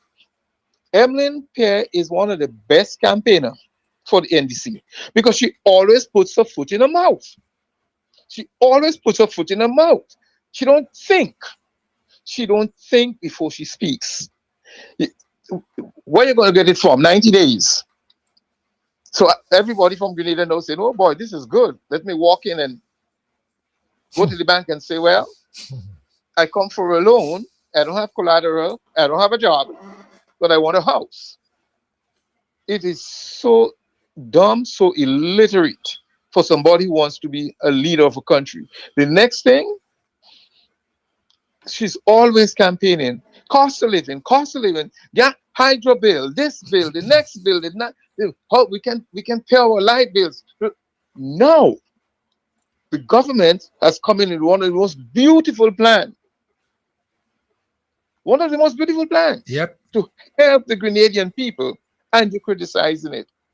Now, I think, I don't like to use adjectives like that, but let's say the dumbest NNP, if they open the ears, they would say, well, look, things are hard.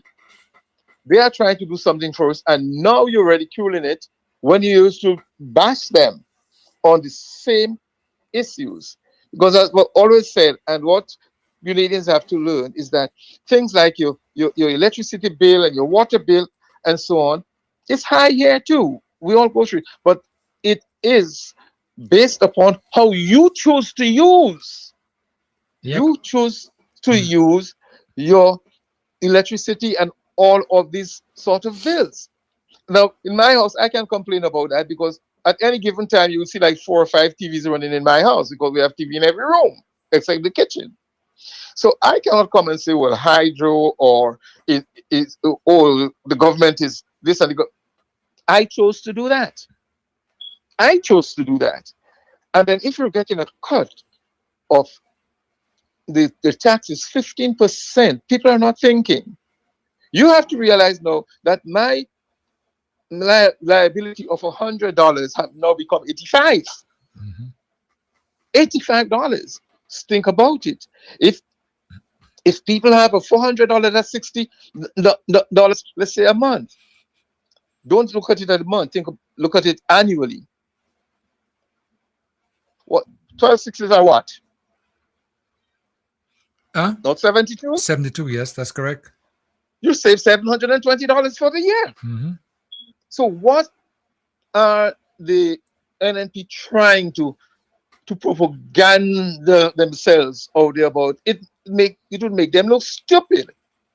I'm sure that when she take a look back at what she says, she has to realize how foolish it is. You're grabbing at straws. You want to campaign, you want to win your election, campaign, but campaign with some sense. Because every time Emily speaks about certain things, she puts her foot in her mouth. You cannot control what is going on around the world right now. No country can. No country can. Anytime there is war and all of these different things, cost of living go up. We didn't produce oil. Keith Mitchell stood up. I sat in my living room and looked at him. Oh, we found oil. This well has this and this well, and we have many, many more. And Grenadians will be this and Grenadians will be that. They don't talk about all of these sort of promises to end my last thing. This thing has been going back way back to Gary days. When Gary would come and tell people in Paradise, oh, we're going to open the Paradise River. I mean, I was a little boy. Yeah. And then the geese would come up. Open the Paradise River, and we'd have little steamship coming up in Paradise River, and everybody fall for this crap. The smallest school child knew that was kind of ridiculous. Yeah. And these are the same old tactics that they are using. They should thank God for the NDC, because back then, and I'm going to go back to Gary days, anytime GNP comes in power, things improve. Nobody was good as H.A. Blaze in those days. Nobody was good as him. Yeah. But Gary comes with all this thing, and then he loses the election. And what happened? Every GNP that had a post, an office place in government, they were fired. Yep. And they weren't doing it with any shame. Mm-hmm. They were let go. I remember. They were let go. The children who those of us who study and get our GCEs and so on, can't get jobs. His people get jobs. Mm-hmm. So MD, they must think about what he's saying. I know that Keith Mitchell is kicking himself, and Keith Mitchell did the NDC a big favor by handpicking Emlyn. And I know he has regrets. Mm-hmm. I know it's better he had stayed, bluntly. Yeah. It's better he had stayed. Yeah. Mm-hmm. Mm-hmm. Because Emlyn is embarrassing the NNP. Not that I support them. Because I'm glad with all the nonsense that she goes there and speak all the time. She and the what the other one named Nolan Thompson. Yeah. Pure nonsense that's coming out of the mouth. Pure nonsense. And I think a lot of the people that they have to run for them right now, they're thinking, because I ain't seen the doctor whatever much at all these days. Because they have some astute, intelligent people there. But some of them are just not thinking. Emlyn and Nolan and Hosford. We don't talk for Hosford. The man ain't brilliant at all. So, in closing here, let Emlyn keep doing what she's doing, because she just keep putting more dust in the NPI. No wonder why he's called them donkeys, green donkeys. No wonder, because donkey has sense. You're beating a donkey to run, and the donkey go to run to get what you want to get, because you're beating him still. If it had sense, he'd kick up and throw you over. Taking the lick to it. So let Emlyn do what she's doing. You tell me about donkeys, boy. Anyhow, I had my share with them. Okay, caller. Thank you. All right, have a good day. Thank you. Bye. Koi, talk about donkeys, eh? They gave me a donkey one time to what they call breaking. You know, when they just, to start riding them and so that they can get tame and yeah, man. Jump on the donkey and start galloping, man. Donkey running. All of a sudden, the boat inside the ratchet. Ratchet. Yes, and you passing under the lowest branch. Boy. So you have to. There's one time again, I had a donkey running down in the mangoes in the pasture. He just bolt on a mango tree. Listen, boy, if I didn't, my neck gone, Yeah, I'm telling you, just going under the lowest branch. Get off my back. If you get off. Donkey. Vibes FM, Lana caller. Hello. Lana caller. Let me take the WhatsApp call instead. WhatsApp caller, you're next. Caller, come in. Caller. Hi, good morning. Yes, yeah. I'm just the same person that calls every week to speak about the People's Manifesto consultation. Go ahead. On behalf of Senator the Honorable David Andrews. Yeah. So we have 2 more sessions. Next Tuesday, we are inviting persons within the cafe and crucial communities to join us 6:30 p.m. at the Crucial RC School. And on Wednesday, our final one would be at Mamacan Community Center, 6:30 p.m.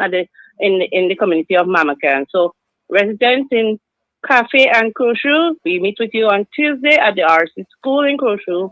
And on Wednesday, residents in Mamacan, we meet with you 6:30 p.m. at the Mamacan Community Center. So thank you very much for the opportunity again. Have a blessed weekend. And you too as well. Okay. Thank you. 443-0101. 443-0101. 403-0101. 403-0101. And you can also call 458-1914. 458-1914. People are really happy with what transpired yesterday. And I'm telling you, Koi, that we're looking forward to a lot of savings in the very near future, for at least for the next how many months, especially as you come to the VAT. Let me see if I could just read that quickly, so people who are not aware yet will be able to see what is okay, the VAT-free shopping days. Okay, and this is what it says: 2 VAT-free shopping days as part of the government cost of living assistance program. Cabinet has approved the introduction of 2 VAT-free shopping days per month during the months of August, September, and October. And October, right? Okay. 2026, of course, yes. And this initiative is intended to provide direct and immediate savings to consumers while supporting business activity and stimulating economic growth. That's what it says, okay? So the 2 VAT-free shopping days, August, September, and October. Okay. Boy, can't wait. Vibes FM. Oh. Let me see. All right, we're going to have to do it again. Yeah, two days per month. August, September, and October. So I know that they will be announcing the days when, and notifying everybody. So this way you could, take advantage. Vibes FM, landline caller first. Landline caller, come in. Caller? Caller? Yes, hello. Hello. Hey, good morning. How are you doing, sir? Okay, all right, okay. But I find the grounds ain't looking too good, man. The grounds ain't looking too good. I find you have more unemployment. I find you have more unemployment than unemployment this time. Hello. Oh. Let me take. No, that caller just 443-0101, 403-0101, and 458-1914.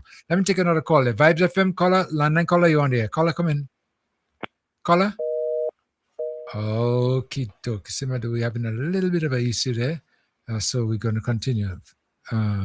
Again, we ask you whenever you do call to turn your radios down as much as possible, and so you could have a conversation with us on the phone. I just listened to this clip just for a little while. Listen to this. Concerning about the health insurance policy, because you mentioned that what in meeting. Vibes FM caller, come in. Good morning, King. Yeah, hello, yes, go ahead. Yeah. Kim, I want to commend the government for that move to, after carefully looking at the situation and calculating, as we know, it's a worldwide issue in terms of the cost of living and so on. And that is what you call a responsible government. Yeah. Because government has to look at its revenue so it could protect its revenue, because government has to continue to carry out its works and pay civil servants and so on. Yep. So you have to make the necessary calculation and see when is the best time, to say, well, look, let me see how I could bring some relief, and not just look at everything from a political standpoint. That, okay, yes, that's going to bring me some votes, so let me go and slash prices here, there, everywhere. Because remember, government is a business. Yep. It's a business. You depending on your revenue. Next thing, you fall short, and you can't pay civil servants, teachers, police, as you say in supermarkets, your boss. Your boss. People would start crying you down and say, look, government has to forego $18 million, for that relief measure. Right. So when you have a government that is calculating and that is responsible, you expect them, you could relax. You expect them to do the right thing when the time comes. Right. In the past, we've had situations where, government would do any and anything, and sometimes I like to listen at times just to remind myself where we stand. Just listen to this reckless move for a moment. The new National Party says once voted into office, a number of public servants will begin to receive their pension from government. The announcements were made by Prime Minister Dr. Keith Mitchell on Sunday in St. David's. Government estimates that the reinstatement of pension for public servants following a court ruling is estimated at $465 million as a one-off payment and an additional $120 million annually. However, Dr. Mitchell confidently said payments will begin later this year.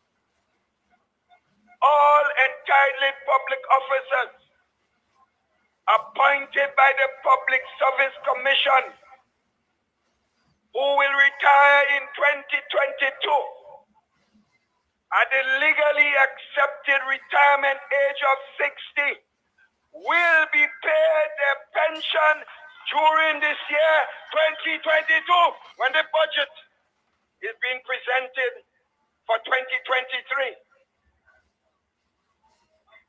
At the end of 2022, those public servants that will retire in 2023, the pension payment will be in the budget document that we will bring forth for that year. So So those in 2023 will also be paid their payment, sisters and brothers.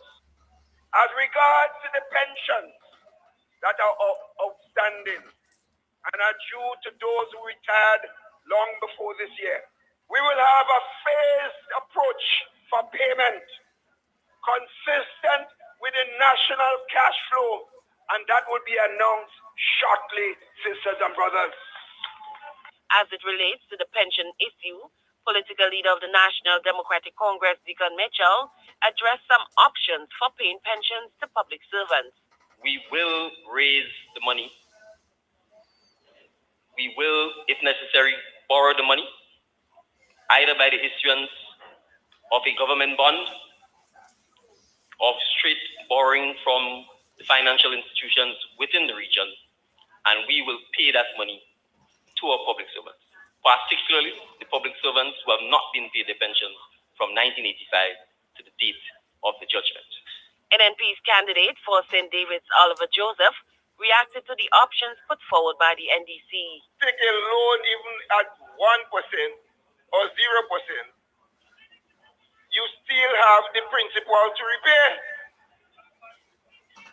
And if you take a loan of 400 million, you automatically increase the debt stock and therefore increase the debt to GDP ratio. That will take us back in the days from where we come from.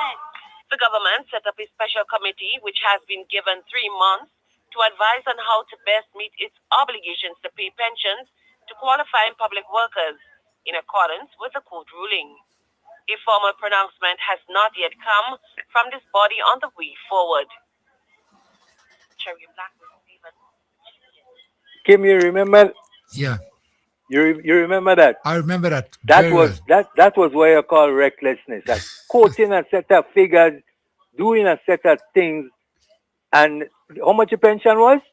75. $75.1 million. It could have been even less, but the Prime Minister was very generous, in giving exactly. people right. Yeah. And you're saying that the pension was $465 million.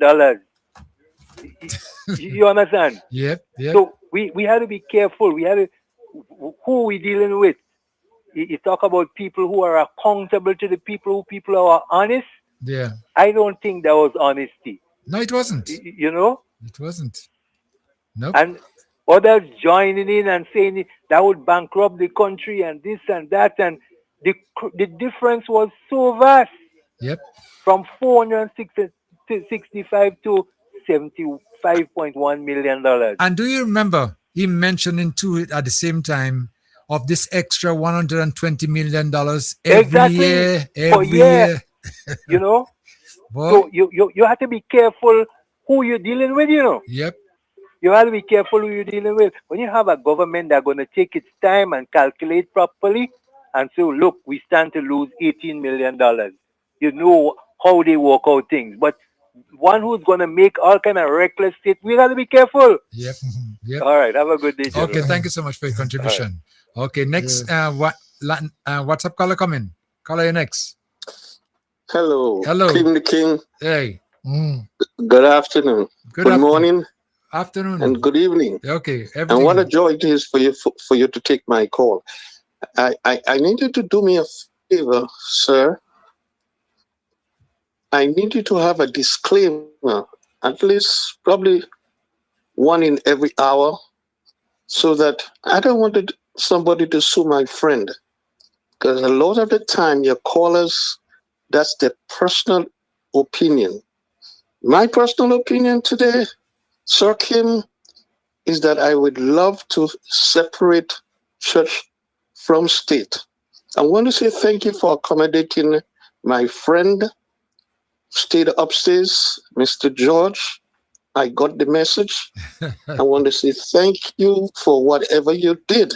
Yeah. And I can confirm on or before the 1st of September, one of your lasting friends with the name starting with P would be in studio. God bless you, my friend. Have a great program. And do have a disclaimer, because it bothers me Because some of my friends that are listening globally are saying, this guy got to be scared that one of these days, something that is being said, righteousness exalt a nation. Take it from there. Thank God, Vibes is not a religious station. It is an independent station to serve us globally. God bless you, my friend. Thank you. And continue to do what you do. Okay. All right. Thank you so much for your call there. 4430101. Kai, do you know what the P stands for? No, I don't know. Preco. Oh, Preco. He'll be in studio. You assuming? No, I said he'll be in studio. Preco would be in studio. Yeah. Preco. Okay. Anyway, let me go to the phone calls. I don't want him to back up on us again. WhatsApp callers, hold on. Landline caller, you're next. Caller, you're next. Caller, come in. You hear me? Yeah, I'm hearing you, yes. I say I'm in the hospital. And when you listen, I work here in COVID, I was an ambulance driver. And when you hear Dr. Mayana Charles, who has all that knowledge, come in and deceive the people, I think cause go take her for sure. Mister, I'm here. The doctors and the nurses and the coordinating staff, they are doing a tremendous job. Yes? Yeah. They are doing a tremendous job. Minister, tell us for take a bow. Minister, tell us what I'm here. Well, I got sick and I happen to be here. And I want to thank all those nurses who have stretched a hand to me. I was in a terrible state. There is no way you could go and find a hotel like that. Yeah? Your treatment is optimum without any extra cost. And we must give the government credit where they due. Only condemning. We cannot be misleading people like that. So, my brother, your program carries a lot of weight. And I want to tell you, continue. You hear me? Thank you so much.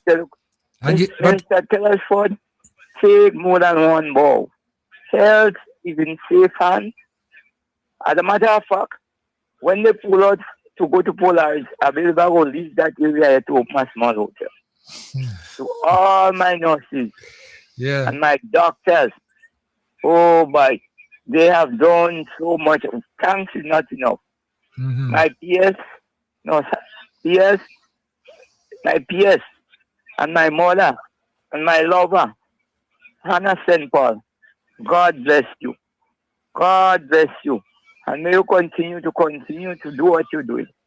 And I pray, God, that people must look objectively at the situation. Thank you for listening. Oh, thank you so much. Okay, bye-bye.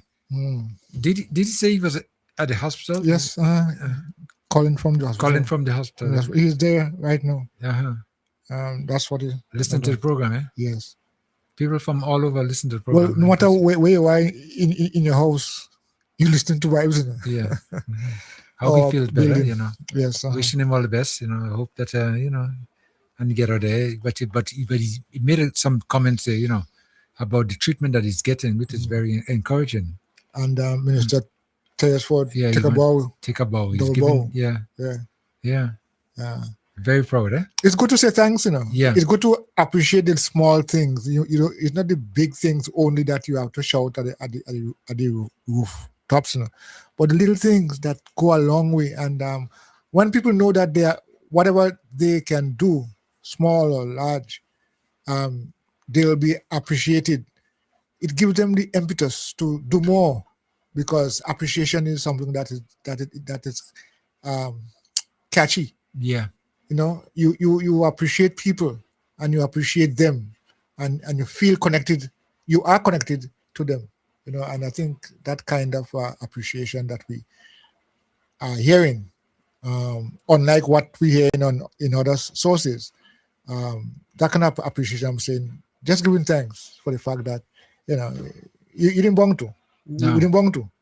But sometimes you feel obligated, to do things of the nature. Yes. Because sometimes, you know people how they could be at times. And when they stretch out a hand in that manner and try the best to assist you, especially in a time when you need them, you can't do anything else but say thanks. Thanks, yes. Thanks all the time. Yeah. Okay, speaking about health.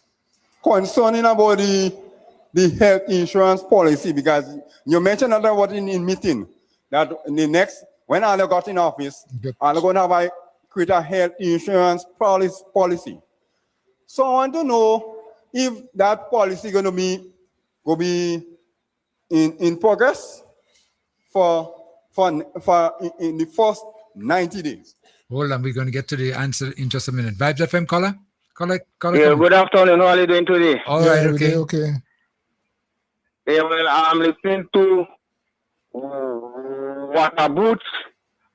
Water boots, never just in a water boots and follow farmers to go to the farms when she was there for 22 years.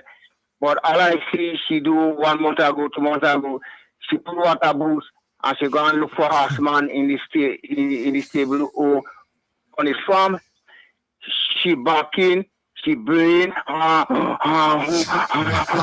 she brain too much about Costa living on the ship. I can now it's coming down now on each and every house table.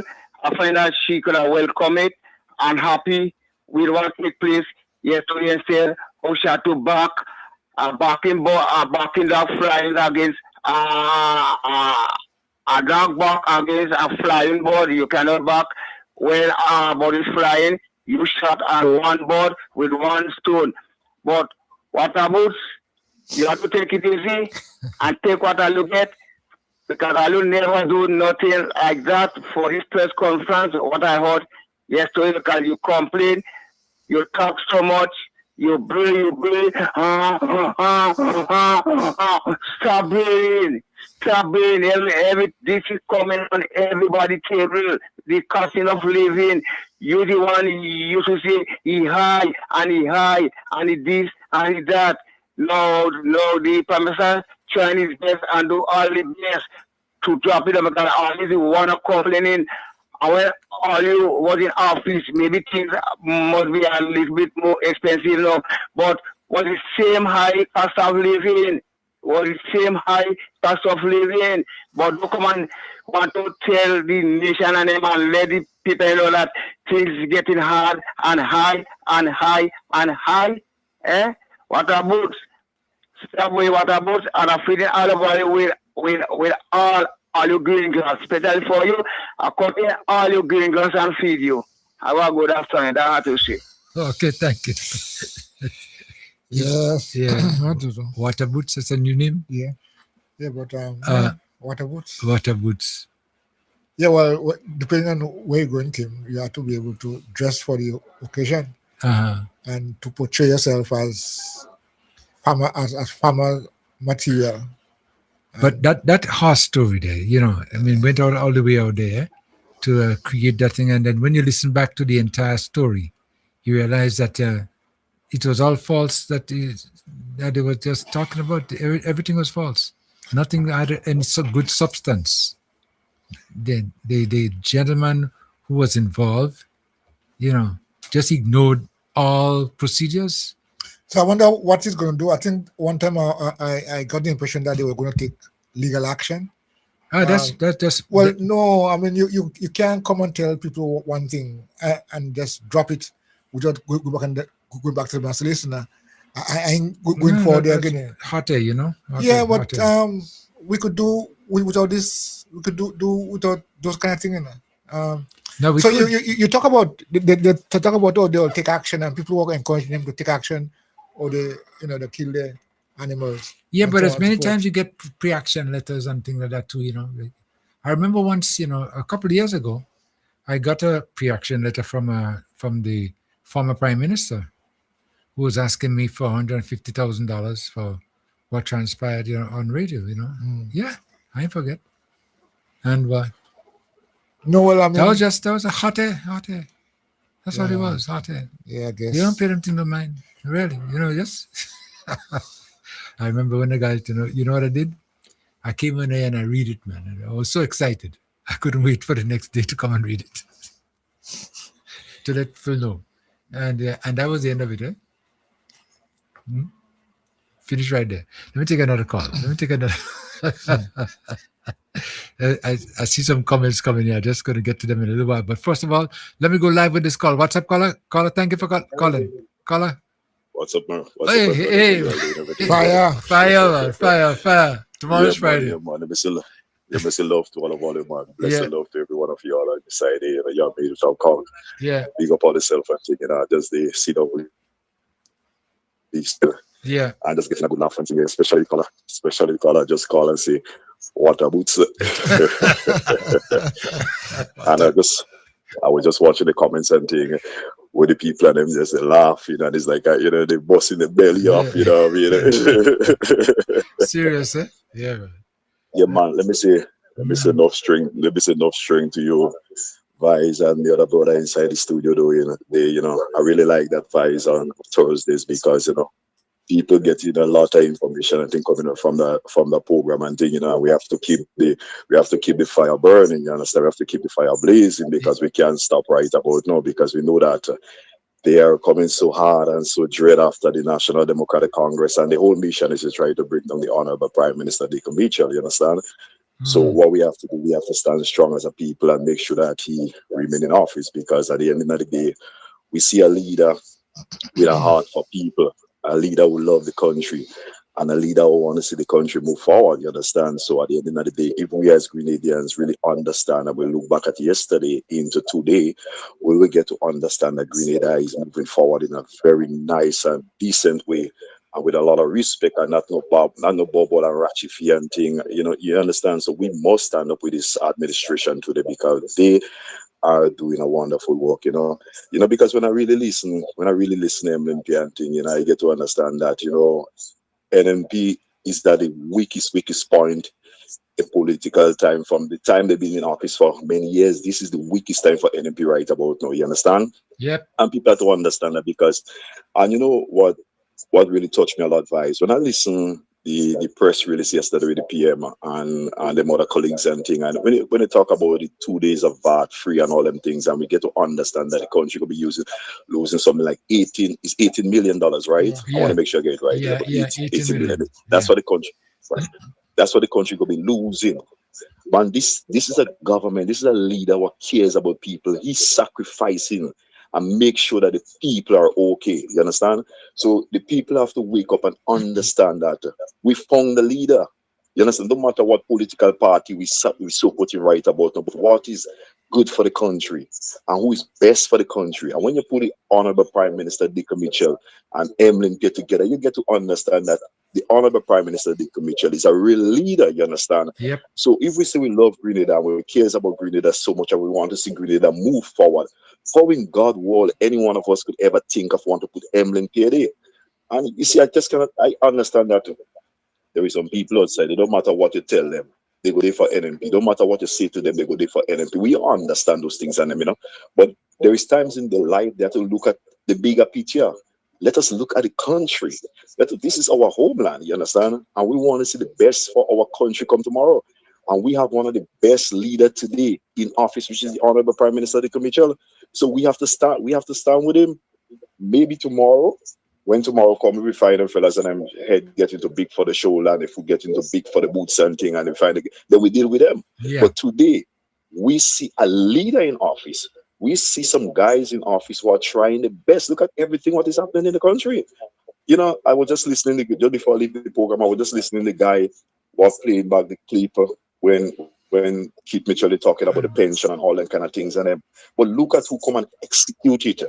In their manifesto, they say they will pay the pension, and that was not a pie in the sky. That was reality. Yep. They come and they get it done. So if they come and get it done, then imagine there is much more things that the National Democratic Congress will get done for Grenadian Caricunians and Pitimaticans come tomorrow. Yep. But in order for those things to happen, we must keep them in office. And MLMP and them now, we have to keep them out of office, because they was there yesterday. They was there yesterday, and there was a lot of pressure in the country yesterday on them. So what they complain, with this kind of crapple smile and this kind of pretty smile and this kind of soft smile and make people believe that they care about people so much. They don't care about people, because if they care about people, yesterday coming into today, the thing, most of the things what NDC are doing today, they didn't have to come in office and do all them things. NMP should have get all them things that them done during the time, my brother. Long You time ago. understand? Long time ago. Yes. So we see a government today we're working, and if this government have to leave office in the next 15, 20 years, any government that coming in, they don't have all this work to do. They won't have all this work to do in the country.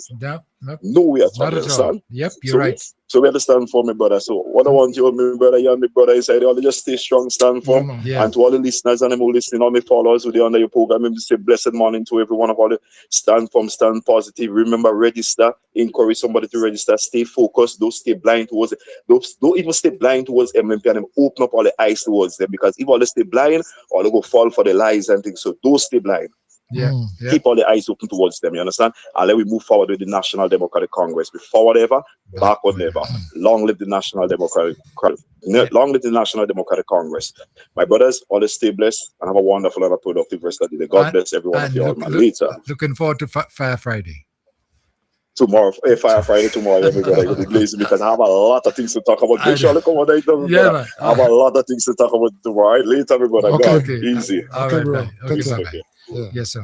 Next caller, you there? Caller, thank you for waiting. Hello? Yes, Hello? hello. Yes, hello, yes. Yeah, I'm here. Yeah, I okay. want to say wherever you go in this world, Vibes FM is here, not only in the hospital. Where you calling from? Where you calling from? When I land in Germany. Where you calling and from? Vibes FM. Where you calling from? Germany. Oh, Germany. Okay. Germany. Yeah. Germany. Look at that. You know who is that? Yeah, of course, man. Yeah. After all. Miss Skinny boy. Yeah, well, we know. I say ABCD. I say EFG. ABCD. I say EFG. I get in you all loud and clear. In Germany. Yeah. All right. Unbelievable. Right. Okay. That's nice. Every Thursday I sit down and I make it. I'm waiting for me 4 hours. That's nice. Thank you, man. Thank you so much. Yeah. So you all take it easy. Okay? All right. Okay. Thank you, man. Okay. I'm listening. Okay. Bye. All right. Bye. Okay. Yeah. People all over Koi. All over the world. All over the world. Yes. But like you just mentioned, even in the hospital. They're not only in the hospital. Kim, I want to pass this information. Not pass information. The people who use who use transportation on the eastern side of the island, there's a concern in machine, Top Hill, and the concern is that some gravel has been thrown on some area in the road that they're working on, and it is so dangerous that concern have been raised that it could cause some severe and serious accidents. When gravel on a sliding on a hill, it's not in the flat. Yeah. I myself have been in vehicles where I observed that there were concerns and it's kids. Yes. So definitely. You're a driver. You, from the time you enter gravel. Yeah. And there have been many calls being made.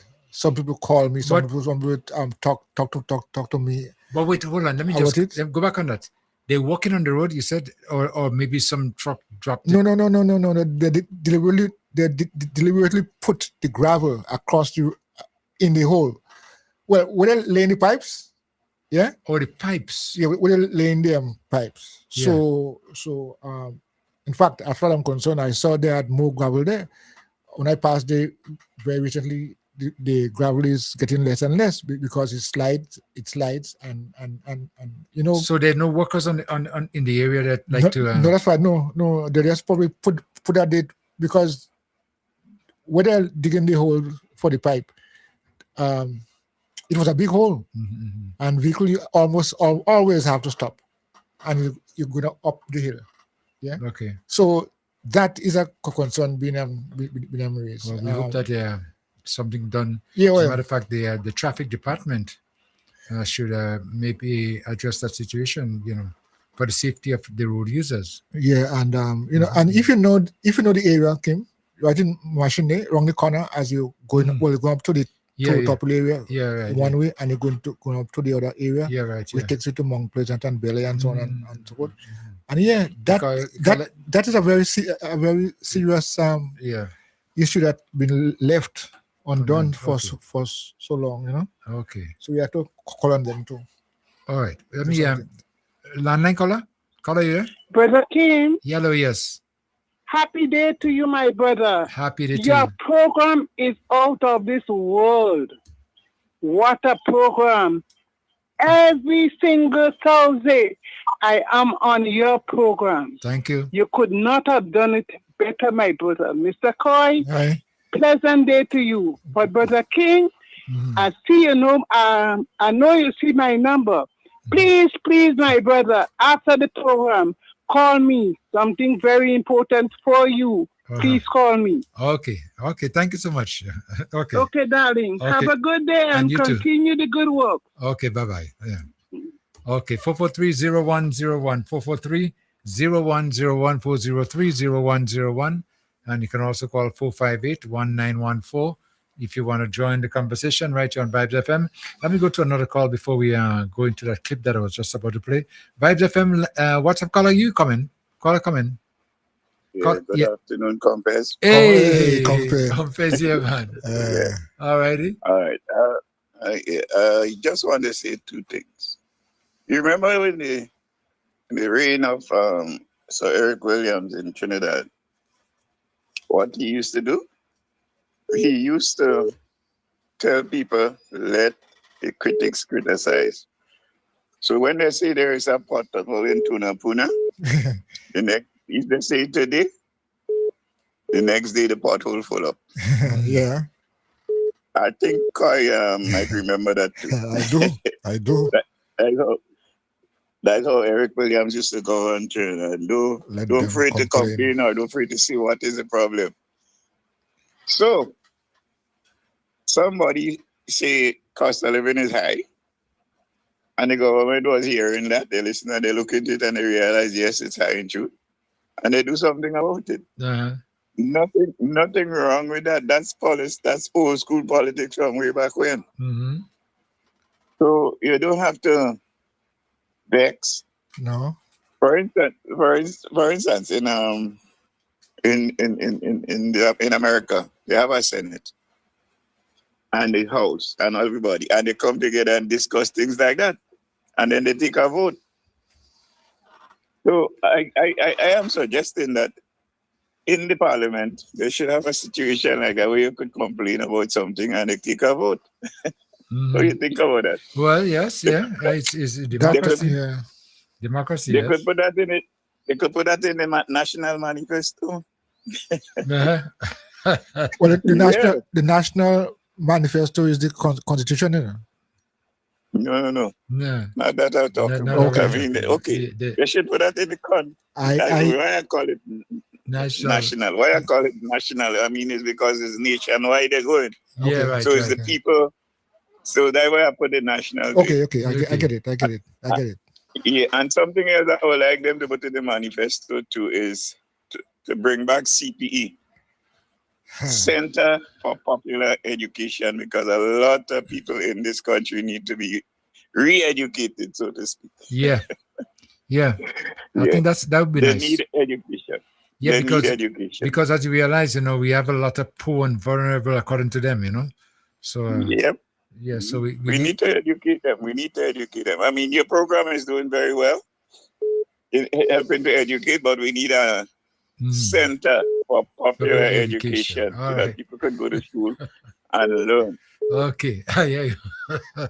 All right. And okay, also, compare. And also, I hear, going back now to the radio. The radio is everywhere.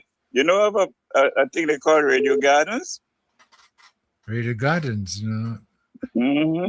Well, if you happen to download the app Radio Gardens, you will see there is thousands of radio stations, and you're on it too. That will just get you. Radio Gardens. Oh, Gardens. Okay. I didn't even know that, you know. Yeah. All right. Yeah. Lovely. Radio station from all over the world you're picking up on Radio Gardens. All right. Okay. It's a when you download the app, it's come up with a set of green dots. You will see a set of green dots. Okay. And you just have to touch on one. But what I did, I make your own favorite. So anytime I look and I see favorite, I know that's where I have to touch favorite and it comes in. All right. Radio Gardens. I'm making note of that. All Okay. right, you take care. You and Koy. I ain't hearing Uncle Leo, but anyhow, I know he listening. Hi, Uncle Leo. Uncle Leo, I should say. Okay then. All right. Thank you. All right. Okay. Bye. Okay, have a good afternoon. All right. Yes. All right. Bye-bye. Bye. Yeah. Landline caller. Hello. Hello? Yes. Hello. Yes, you on? Well, I'm not landline. That is why I didn't answer. Good afternoon, both of you. Yeah. Good afternoon. I just managed to get my Wi-Fi on my phone, and I decided to make a call, especially as Mr. Coy mentioned about the road works that is going on.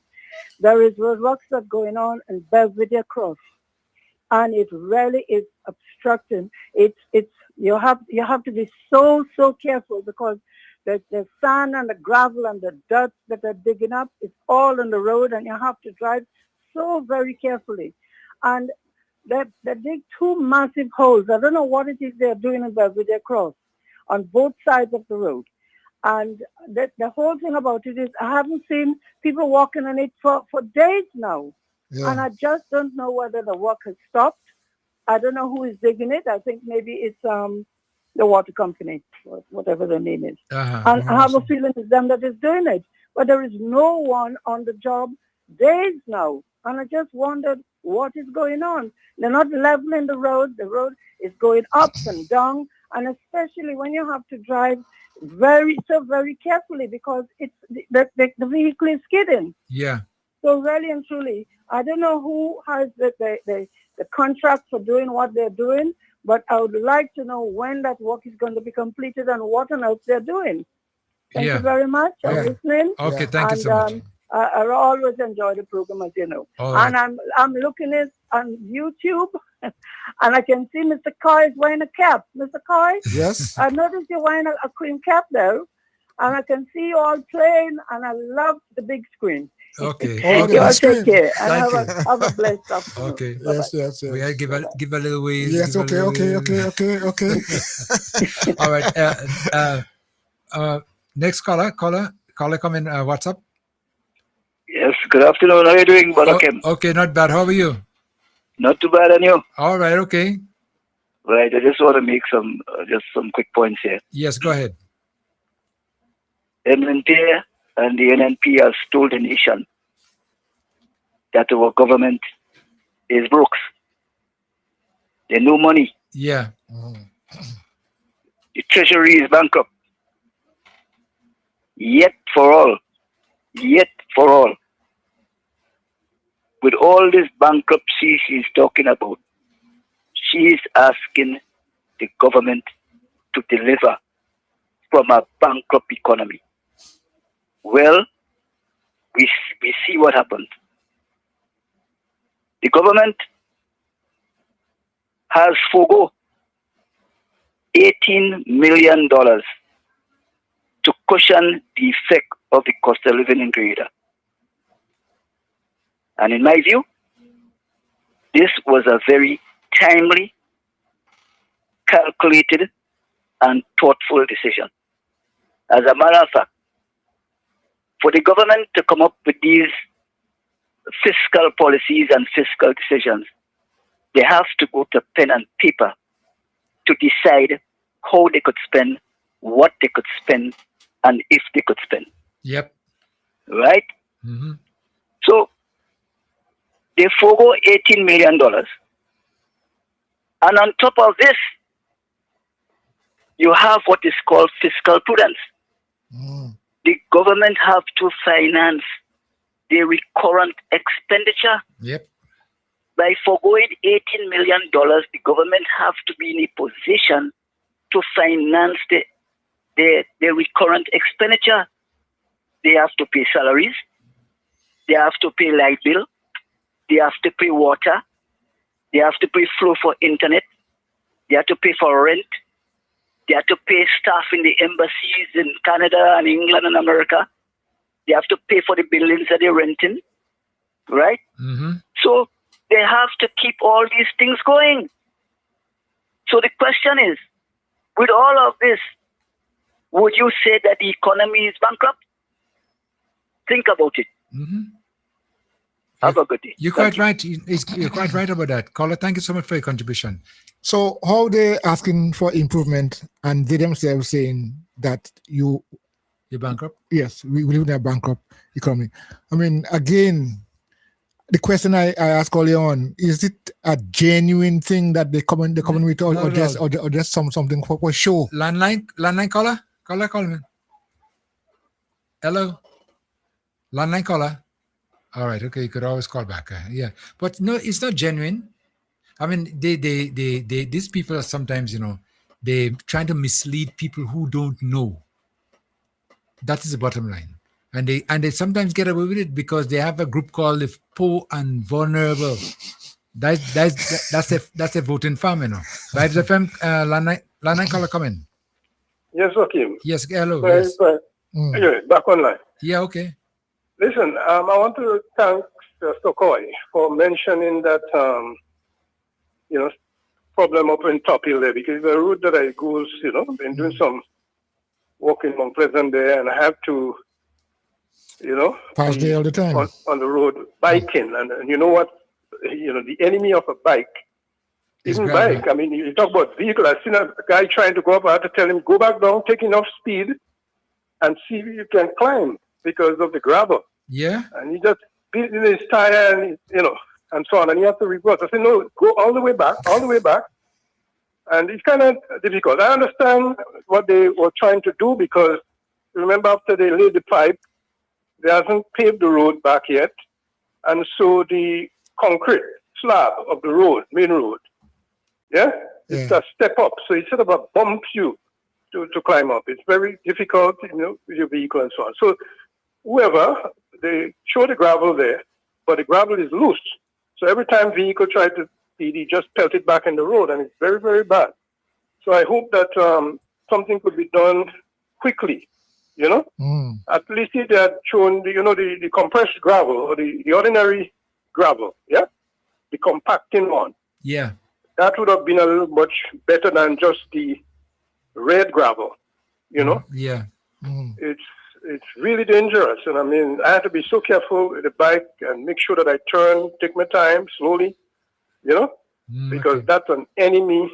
I have one of the guys who was from Grenada, was cutting keys in town. And somehow, I missed him for a while because he was working on the key for my van, and that's why my transport is down. And he took out the ignition to work on it. And I haven't seen the guy for about 2 weeks. When I investigate, realized that he had had an accident in the area of Brunswick.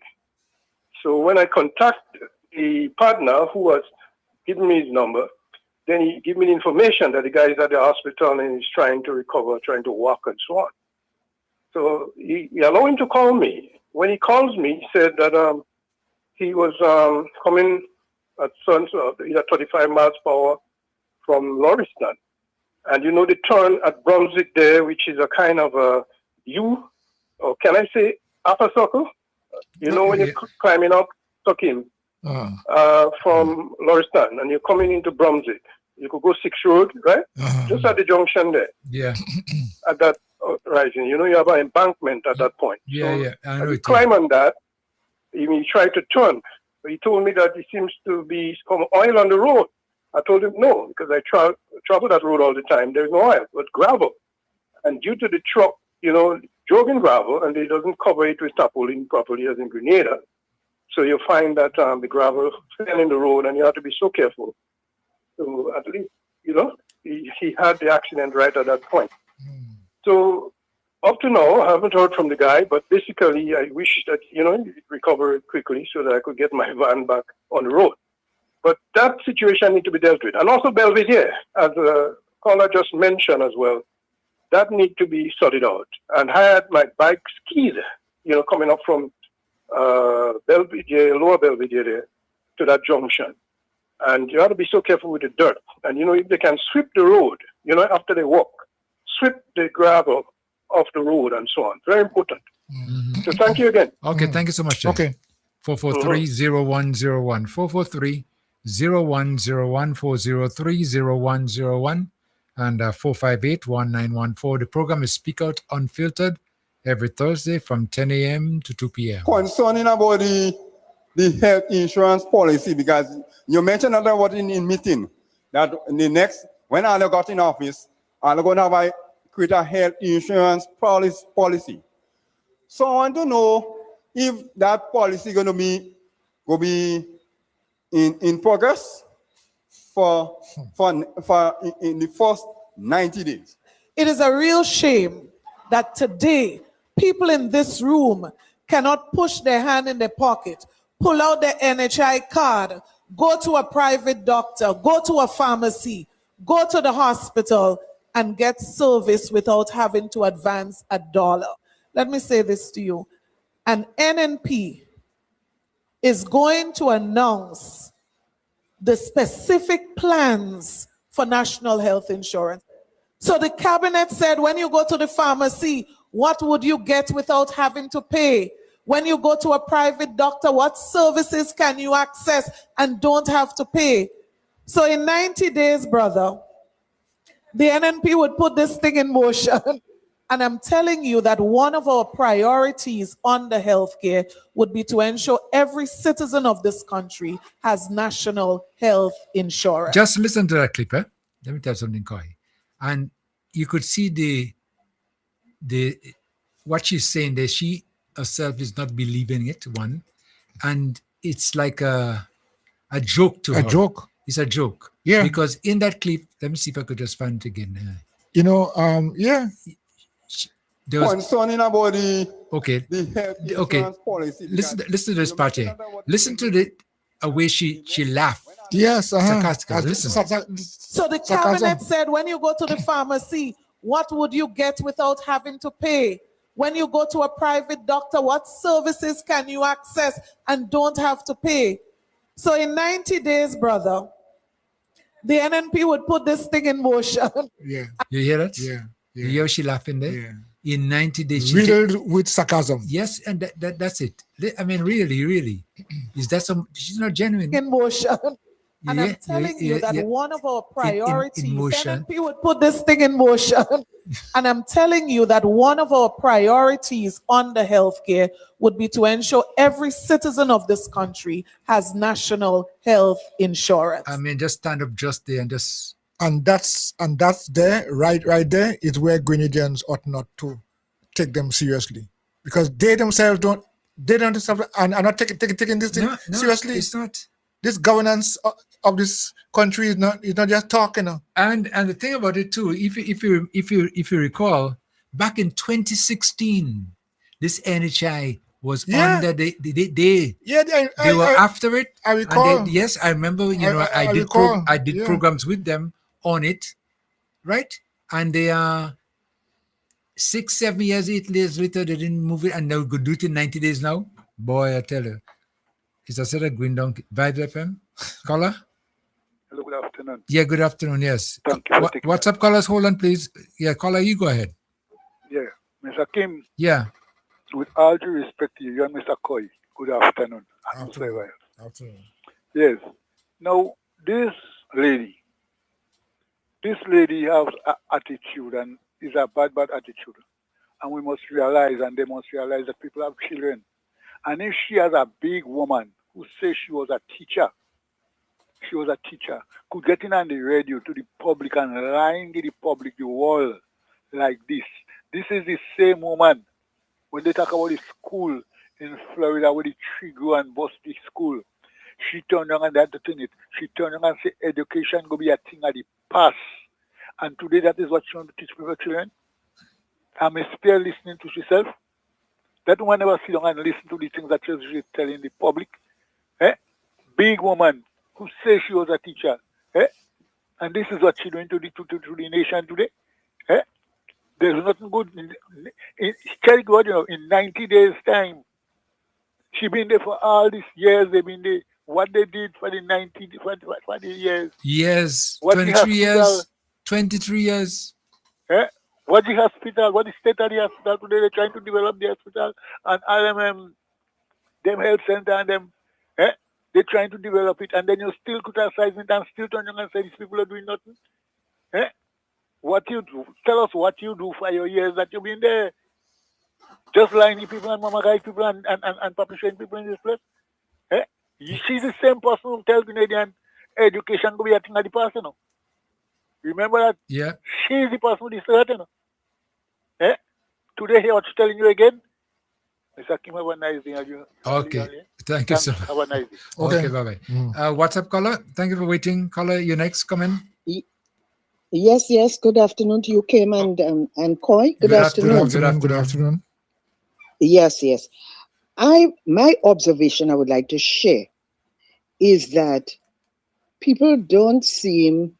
A caller a while ago made that point that made me call, because he makes some good point. The man that has called you all compare, he seems to be a very educated person, and I listen to him, I get little points from him and so. But he said that is old time politics, what the government is doing to help with the cost of living. And I am saying, you see, I believe that people just mix up politics with governance.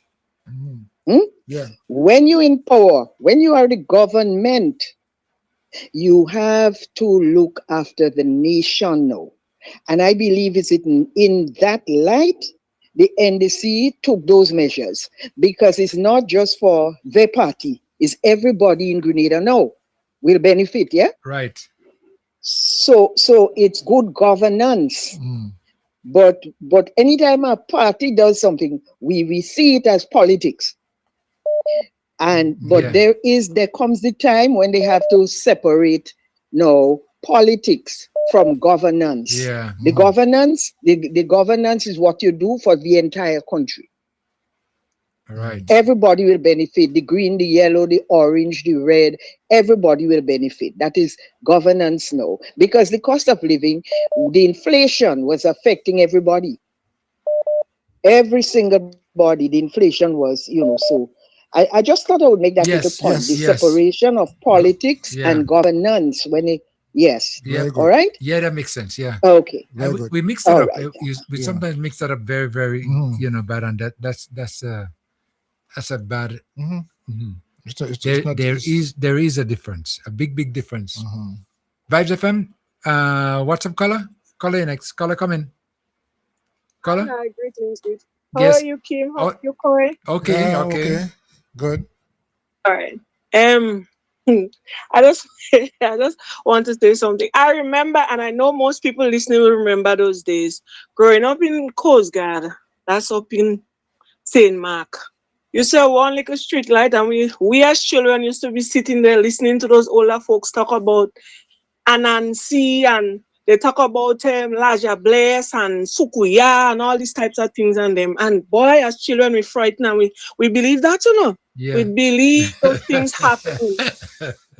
I am just saying that to say that is what Emmeline think people are today. Still believing those stories she said. She for herself aren't even convinced of what she's saying. And as you rightfully said, the sarcasm in her voice when she laughed when the young man asked her the question, when she know definitely it is not the truth. Yeah. And people have their opinions of what they believe in and what they don't believe in, and we can't get upset for that in what people's opinions and their beliefs are. We cannot doubt them, because the thing is, it doesn't matter, as you say. It's like right now the people that support NMP is like they're in a relationship. The man drink rum and beat them up. They come in and complain for you as an NDC supporter, Boy, my man beating me, but when I ask them, so why you don't just leave? I don't want to know where to go. So I am just saying not to say the way she talks to those people is like, you could see, it's like they don't even gravitate into nothing at all. Nope. I'm hoping that when the government win the next election, I want them to open not a ministerial office, Here what I want them to have. Maybe put it in the stadium or in Boucherville. An office called Ministry of Concern, Miss Concern, and I hear somebody tell me and all those things just for Emily. Because she never have facts to back up what she's saying. All is about third-hand information. The lady just seems to understand the grasp of what is going on. Even if we as NDC supporters don't support the NMP, maybe we be glad Kitty did because Emlyn has no popularity. We could see that. Look at that. Since Kid leave, it's like she don't bring nothing, not even one mosquito as a new supporter say, oh no, I'm supporting them. Nothing, no followers, no nothing, just the same. And to me, it's like they're dwindling. You understand? Because she is not convincing. She's not convincing.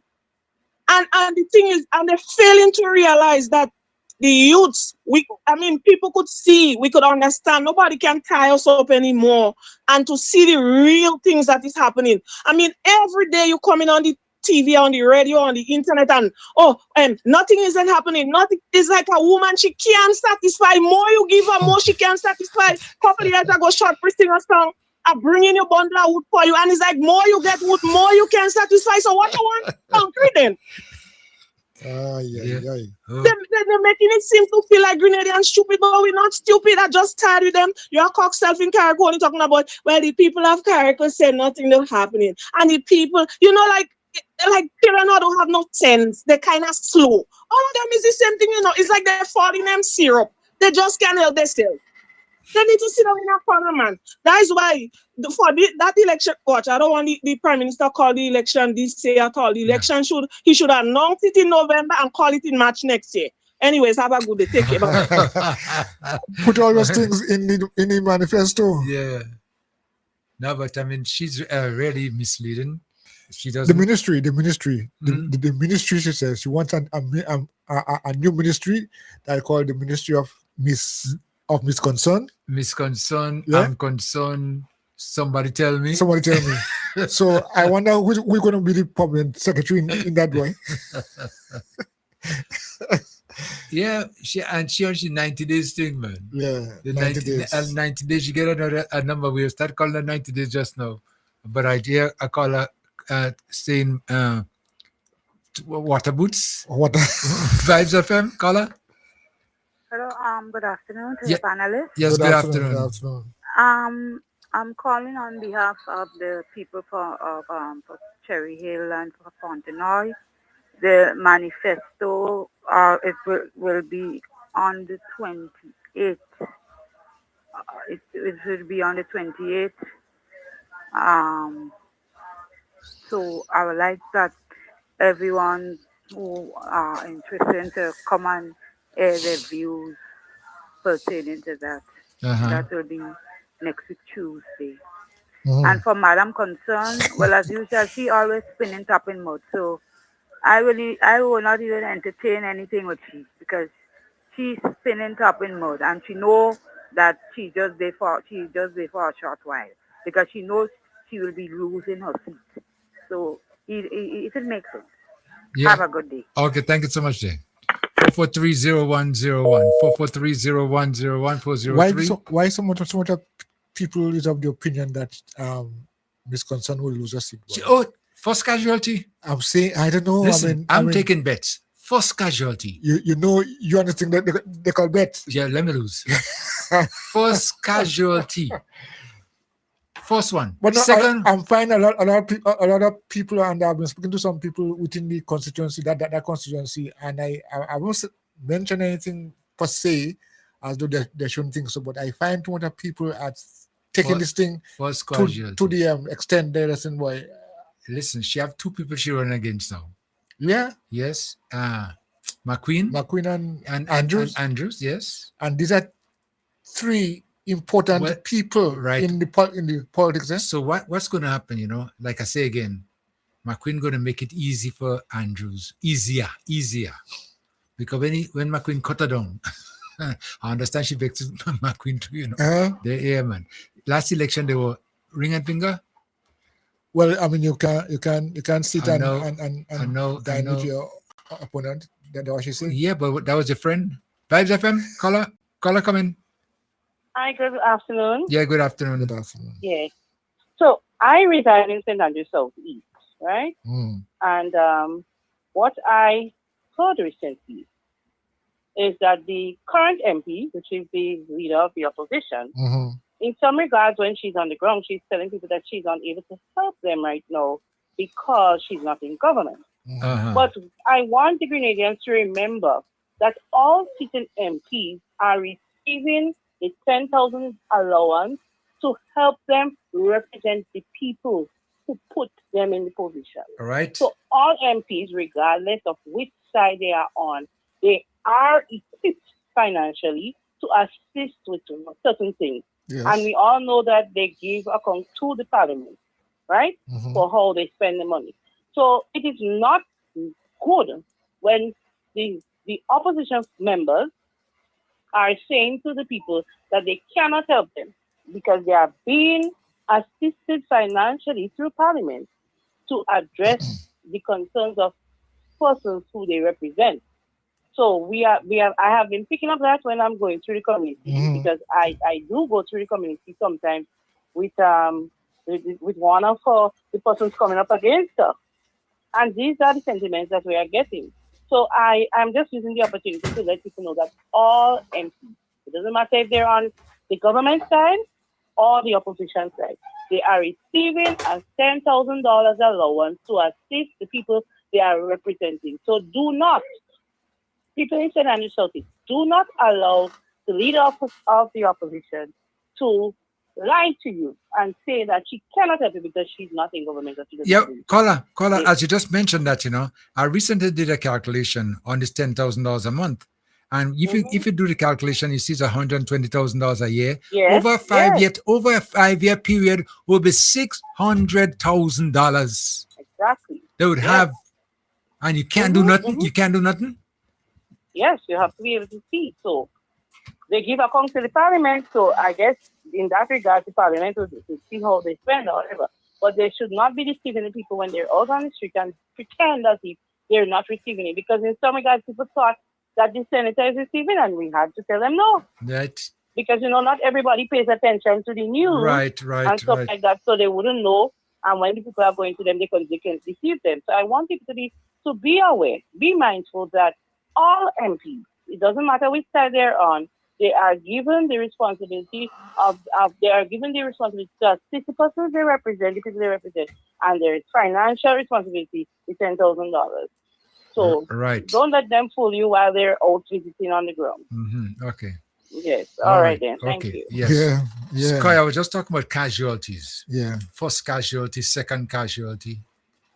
First casualty, the leader of the opposition. Second one is the deputy. Deputy? Yeah. Who's the deputy again? Right in Kaikuya. Oh, no, he gone long time. he gone. We ain't even come to him. He done. He finished. Yes. So if you put in the deputy as the second casualty. Yes. All right. Okay. Third casualty, St. Max, man. Yes. Taking that one. Yeah. Third casualty. You see, there's a freshness in the air. Yeah, in St. Mark's. By the way, as I mentioned, St. Mark's, we had to try and touch base with one man mentor. Yes. I want to ask him how he feels about the newness, the freshness of the air in St. Mark's. Yeah. So that's the third. Okay. I think we have to go over to St. David for the fourth casualty. Well, because the reason why we want to leave that one last, because there's a lot of votes in St. David's, before you get the final count. But by the time you meet quarter of the way, you just say, well, casualty number 4. Okay. All right. Okay. If we go down south now, Andy, casualty number 5. But no, but Ron might. Well, no, we ain't coming to Ron yet. Ron is getting a serious fight. Yes, so we had to kind of put him up still. Right. Yeah, but Ron, I know why coming. No, man. Yeah, no, he ain't coming. It's here. No, Ron. I see his opponent, his competitor. On not the guy that's been bush all the time. Yes. Yeah. Every time you walk inside the bush. You walking in the road. We campaigning. Yeah. Run, taking them out easy. Well, no. The leader of the DPM. I ain't call that one yet. I ain't call that one yet because that is a very serious. That one gone before you start. If you go now to so as projects. No. I'm talking about down by Telesford. Telesford. Yeah. Stanford, Simon, them all them they losing the deposit before they even put it down. Who is NNP candidate there again? In Southeast? It's St. George? Boyne? No man. Who is that again? Osford. Yes. He gone. Well, no, I mean, I don't think we should even call his name. He's a joker. In the process. So there is 7 or 6. No, we don't have 10, 11 already. No, hey, listen. When we ready now, we ganging up now, eh? Are we going in Northwest? Before, okay. Right. No, we're going in Northwest, man. Are we taking that? Yeah. It doesn't seem as though it seems as though Northwest is a concern. Well, like are becoming like misconcern now. Yeah, it seems as though it's a concern. No. The reason is why we waiting. You know when you have the ball in your hand, you have the glove in your hand, you have everything in your hand. Empire say, come up. And the Empire say, come now. I ain't feeling Come. I ain't feeling take Northwest. I feel so too. Were you joking? No. Taking Northwest. No. Northwest is synonymous to Keating. Yeah. No. So I'm saying, I mean, the people don't understand. You see, one kid go on the platform and kid talk for Adrian. Watch. It's like him running. Hold on. Let me tell the guy something. I watch number of elections, and I used to watch them all the time. And there is something what you call the coattail effect. You ever heard a term like that? The coattail effect. And when you see that coattail start to just sweep, anything you're referring to the hurricane, anything in the path. The path should not listen. You're taking that too. It's like barrel. Yeah, but that is you might not feel the effect in this election, but the next one, because let me tell you, Kit has cemented himself. Yes, not just concrete. No. He gone to hiding. You realize that now? Well, no, he's not on the island. Hold on. No, he's in hiding. No. Okay, go ahead. Sometimes you exit yourself conveniently. Yeah. Conveniently. Because you are prime minister and you are the god of gods. You know what I mean? Using no term, not meaning a real god, but you are the man. Right? And then after all these years, you've been knocked out by a prime minister now. I'm talking about Deacon. Yeah. In less than 8 months of campaign, you just knock it clean off your seat. Toddlers. You just take you out of there. Yeah. Listen, you guys realize the effect that had? And it still has. It's a big effect. Listen, he ain't get over that yet. And not only him not getting over it, the rest of them didn't get over it yet. Okay? And now, after a while, now you realize, listen, I can't run back there again because it makes sense. So what he decided to do now, give up what he called the leadership. Right? So he gave up the leadership. But he gave up the leadership now to somebody who is not capable of being a leader. And then the crunch time started to come down on him now again, where he realized now, well, listen, I'm not really relevant anymore. So I have to give up what he call the chairmanship. You watch, he's easing out, and you know what's causing that? The pressure of that defeat in 22. Yeah. You know what's next? You see like how we make a trip and it's out now? One of these days you hear, you make the trip and you know ease or whatever. That's it. It's a way of easing out. And I believe, in my view, that quite a number of them, after this election is finished, going to exit the scene. Even before? Well, no, they would want to hear the results. No. They would want to hear the results. Sometimes you sit down there and you just want to hear for yourself, Right? Dr. Pett, good afternoon. Good afternoon, sir. What's up? Yeah. Just you hear my analysis? yes, he seems to be a very, very good politician. Well, I called last election. I called the last election, and I said there was no way the NDC could have lost the election. I was not doubtful for any 1 second that NDC was going to win the election. I realized NDC were going to win when I was going up to Carriacou basically to talk. Kim invited me to speak on the platform for Tevin. That was a big rally they was having, I think, in the stadium. No, the last rally. The last rally in Machala. Yes. Belmont. Was in Belmont? Yeah, Machala. Yeah. Okay, so they asked me to come up. I say, okay, but I had an emergency in St. Patrick's. There's a cow that I had to amputate the leg. So I said, no, I'm like Che Guevara. Is either I go with the arms or I stay in Argentina. So I said, I will go with my medication with the animal. Let me come back on you. Hold on. Vibes FM landline caller? Hello, good afternoon. Yeah, good afternoon. Yes. Yeah.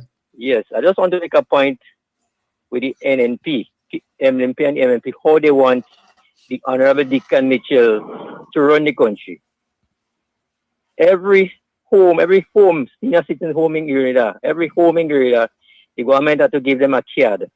And that can represent you have to make breakfast. You have to go in every restaurant. You get your breakfast, you get your lunch, and you get your dinner. When you're sick, that same card, you have to go with it in the hospital, free doctor, everything free. Okay? When you have to travel, you go in the and buy your ticket. You go in and you get in your card represent. You go in the airport and you get in your ticket and you're traveling. The government has to pay for that. When one of your family dead, you just have to go when Lapa go for the body whatsoever. You just have to go in the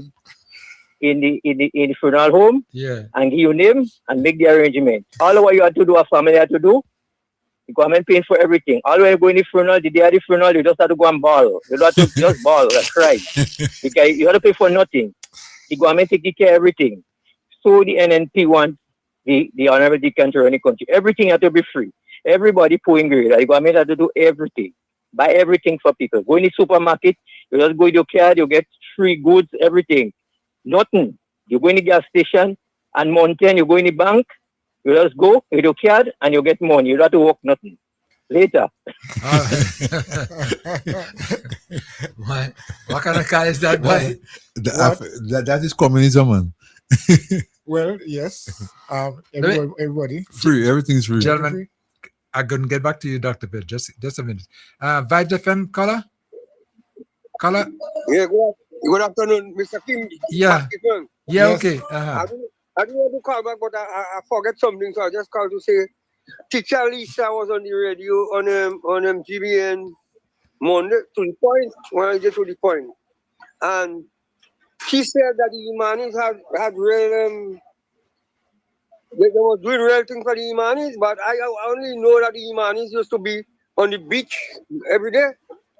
If I used to be on Hope Beach almost every day, getting me with, and I used to see them bundle down there, who with man, who they were talking whole day. So I didn't see the opportunity what was made by NNP for the Imanis. I can't see that at all. So, but you see the people on to the point don't ask the serious questions. Because they should have asked what did the government did for the Imanis, but he didn't ask them that. But after all, the lady calling and she asked him, was you in Grenada all the time? She said yes, she was teaching. I said, well, she was in the school. Because I have to talk about it because she don't know nothing going in Grenada, especially with the guarantee loans, with the fall farm, with the crayfish farm, with the cold center. She knows nothing about those things. So them people just like to rip off Grenada, and this person was just talking about the free handouts. This is all they wanted. Handout alone, brothers and sisters. Grenada is not a handout country. You have to work for what you want. We are a poor people, but Michelle make them poor and vulnerable to beg. Brothers and sisters, there is so much work in the country. I don't know what's going on with Grenadians. Yeah. Then I must talk about the emancipation, Mr. Kim. Emancipation. What is emancipation really? what emancipation had done to the slaves. If that I can see the meaning of emancipation. I can see what he was done do anything good for the slaves. All I see is when they're ready to change to take out the chain on the foot of the hand and or the foot of the foot of the slaves, they brought in the Bible with the so-called God to help to put them in more slavery, brothers and sisters. The Bible was used, the Bible is the next part of slavery. Christianity is the next side of slavery to keep you in belief that you'll go to heaven, but you must die. What, as I'm saying, why the people what telling you about God don't migrate to heaven for themselves? Why they don't migrate? Why they staying with us and see trouble here with us? We see trouble here. We catching with tail. When they're telling us about our heaven and emancipation, brothers and sisters, we are not emancipating. We are not the Bible have us in mental and slavery and physical slavery. Because, for example, the pastors and priests are robbing the people of little what they have. Thieves. I call them thieves, brothers and sisters. Are you afraid to say it? Are you afraid to say it? Because they're robbing the poor of little what they have. Telling you about the heaven. And them not living in heaven because the poor people living in hell, fighting to survive. Why them living in heaven? Their car, they have land, they have house, they have dog in cage, mining, over poor people money, brothers and sisters. So where is it? Okay. Okay, thank you so much. Okay. 443-0101, 443-0101, 403-0101, and 458-1914. The program is Speak Out Unfiltered. Let me get back to you, Dr. Pett. We were speaking about last election, and you had an emergency where you had to make a choice of not being here and being there instead, right? Yes, I am. I either come to Karaku with Kem Jones and the team, or I go and amputate the leg of the cow. So I decided, well, that's my profession. So, I mean, I like both of them, but I'll rather go and amputate the leg. So I went up to St. Patrick's. So when I went up to St. Patrick's, I saw a lot of yellow t-shirts, so many, a lot in one yard. So I asked the guy, I said, what's going on? He said, Dr. Pett, this thing is all yellow now. He said, this thing was green. He said, we couldn't even pass. It was green all around. He said, but now it's yellow. Yellow. I think that's Andal constituency. So I said to myself, nah, I think this guy is going to win the election. Because so many people have changed in that short space of time. You understand? Since they start campaigning. And so say, so done. Well, I had, like I said, I had no doubts. And again, I'm already counting the 15-0 as like a send-off. You know what I mean? Send off to who? The former Prime Minister. Send off? Send off. Yeah. But he leave already? We had to send him off again? No. You want to give him a nice departure. Make it still believe that he's there. So you're going to send him off. 5 FM. Let me take this other call before I say anything else. WhatsApp caller, come in. Caller, you next. Caller? Yeah, I'm just calling from England, yeah. From the UK? Okay, yes, yeah. Yes. Uh-huh. Yeah, and I'm just want to find out how much Evelyn Pear, I don't want to say much, would change the healthcare system to go to the doctor, blah, blah, blah, within 90 days. That's all. I wanted to go, I'll come on the TV or on the radio and explain that to the public. That's all. That's I'll all. allow more to say, but that's all. That's all. Thank you. Okay, thank you so much. How much she would do? Say? How would she do it in 90 days? That's a fake question. But this number 90, I know people normally in cases like that talk about the first 100 days, 100 days. But I don't know where she got this 90 days from. No. Probably she cutting down everything. Well, yeah, no, she's very busy.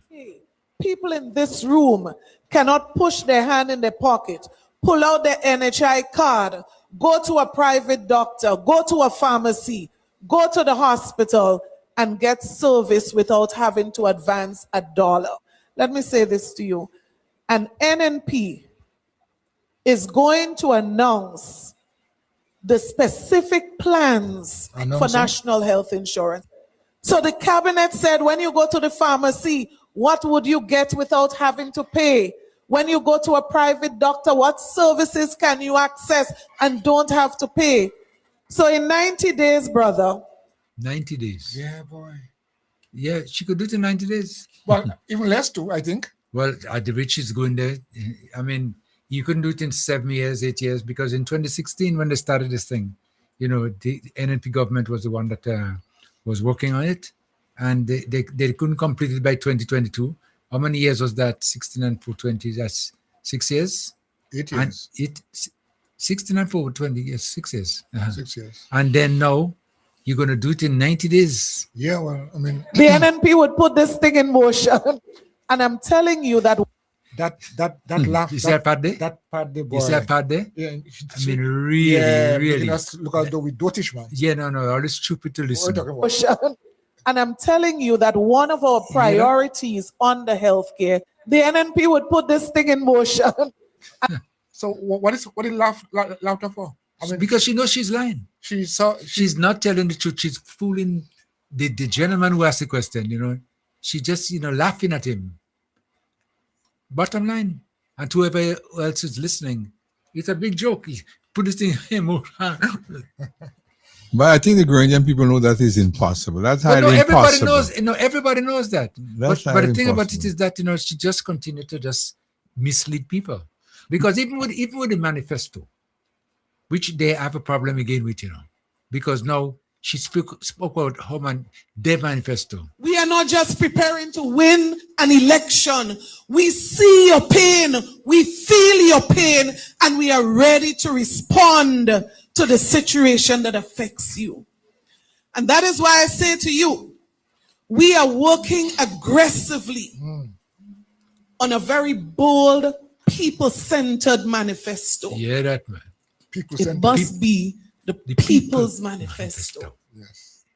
Yeah. So this is an opportunity for them to listen to the people. Because why?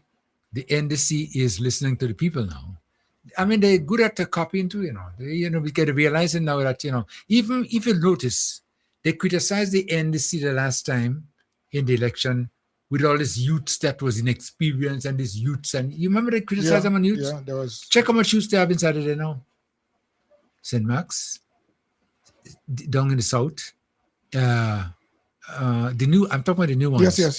It's about 5 or 6 of them. I just can't remember them off my head right now. That well, the comrade in the tongue. All of them. Noel, I think it is. Yeah, he's a youth. Oh yeah, no, I'm just saying. No, I'm criticize counting. you. I'm also counting because I want to I think I count about 6 or 7 of All them. right, okay. That's newcomers. Yeah. And that are youths. Just imagine that. Vibes FM. WhatsApp caller coming. Hey, Kim. Yeah, go ahead. Yeah. Good day.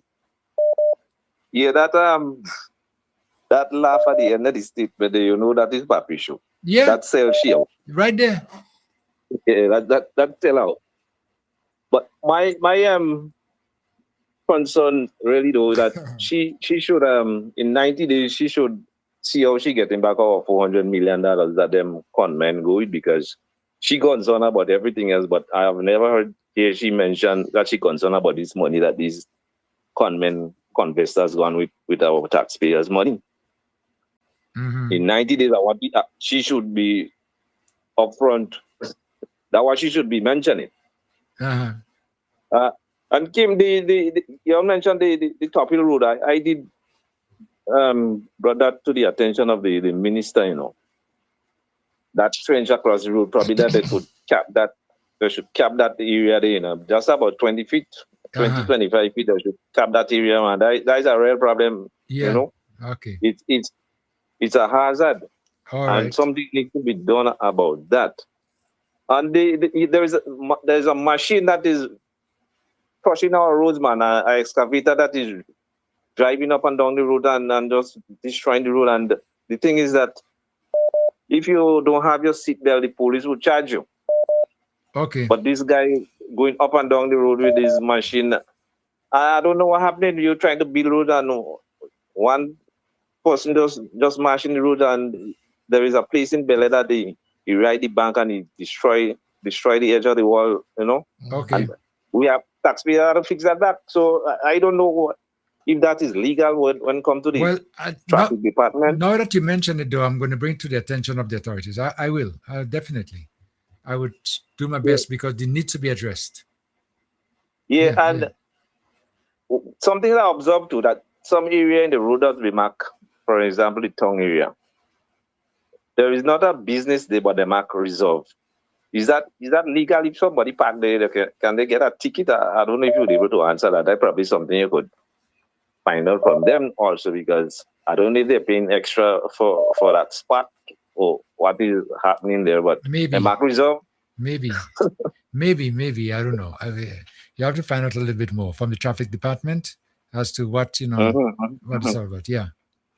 And in the area of healthcare, I sometime on the 20th, there was a newscast that for the first time in the history of Grenada, they get this special machine, some laparoscopic machine to do surgery where you have less cutting and them kind of thing there. And right, yeah. These people been for 20-something and a half years, 23 and a half years, and they couldn't see the vision to get such a machine.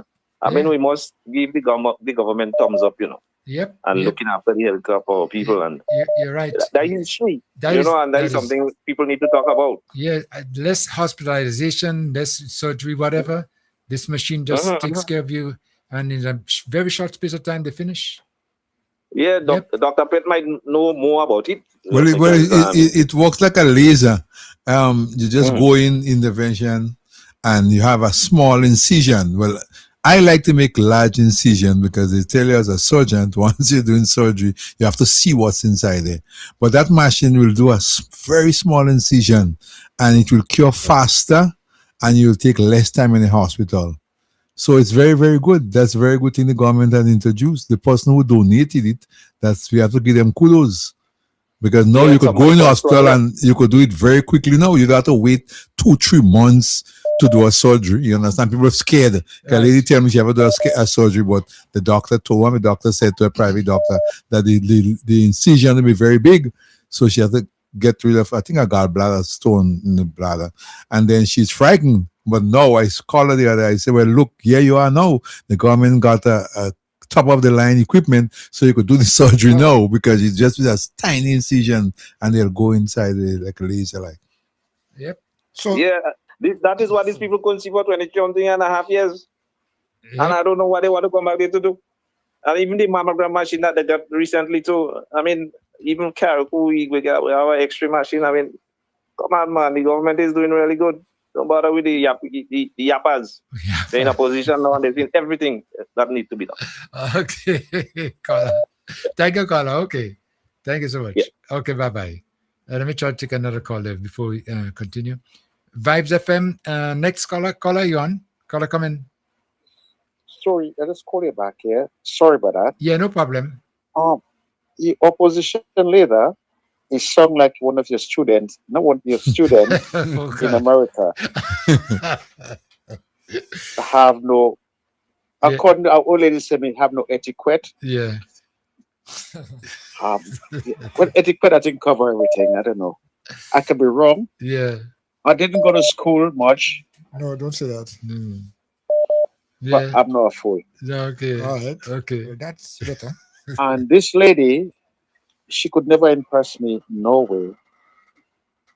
And even now, when I'm trying to, when I see her, I just switch off. It doesn't make any sense to me. Because she has nothing to say, and she got a beautiful face. But according to the song, she have a heart of a devil. Sorry for saying that. And bypass that one, but she's no nice person. Sorry. Okay. But she remind me of your student who called from America. Okay. My good friend from Dover. Okay, thank you so much. My student gets some kudos. Some kudos, you say? Yes. No, I didn't find that as kudos. Where's from Dover? No. I am not. I'm not aware of his residency. He's from well, yes, Dr. Pett. That's what I've been hearing. Dr. Pett Village. My good friend, man. Yeah.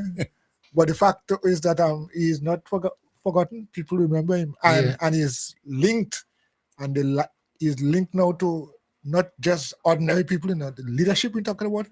So the leadership remind you about him. So I mean, isn't.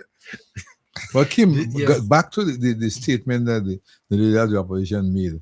I think she's very think Grenadian is like way back when the ex-prime minister said we have oil and we'll start drilling oil in few months. So she's using this strategy now to come back to the people to see if they'll catch them, because he caught them with the oil. I remember the oil statement. I was in Paul's. Remember, I used to support the party. It means a lot for the future of this country. Sisters and brothers, one well. We have several more wells, which are even more exciting than the one they just found. In other words, Grenada can be a massive supplier of oil and gas. With God's blessing, sisters and brothers, we will be marching on to victory, sisters and brothers. You remember that? I was in Simons that night. There was a huge gathering in Simons. I was there. I was on not Simons, on the airport stretch, the airport, the old airport. Yeah, they had a meeting there. I remember that. I remember. I was watching it. I mean, I never got carried away with it anyway. but people drink it. A lot of people. And then he knew he was lying. He knew that he was misleading people, because listen to what he said after. In 2030, we proceeded to get back the guys back on, and we decided to proceed. I'm telling you this, they did a third three-dimensional study, further confirmation of more possibilities, but they had to do the testing of the wells. One major well was drilled. And they were sent to Houston, and all the companies were there. And the results came back 3 weeks ago, 3 weeks before the election, 3 weeks, we got confirmation. The rumors started flying, Grenada's found oil. But you and I know you can't go and count your chickens. Every chicken hatch. So you have to be very careful. So we waited. We got the results 3 weeks before election. So, I mean, let's face it. I'm not a stupid politician.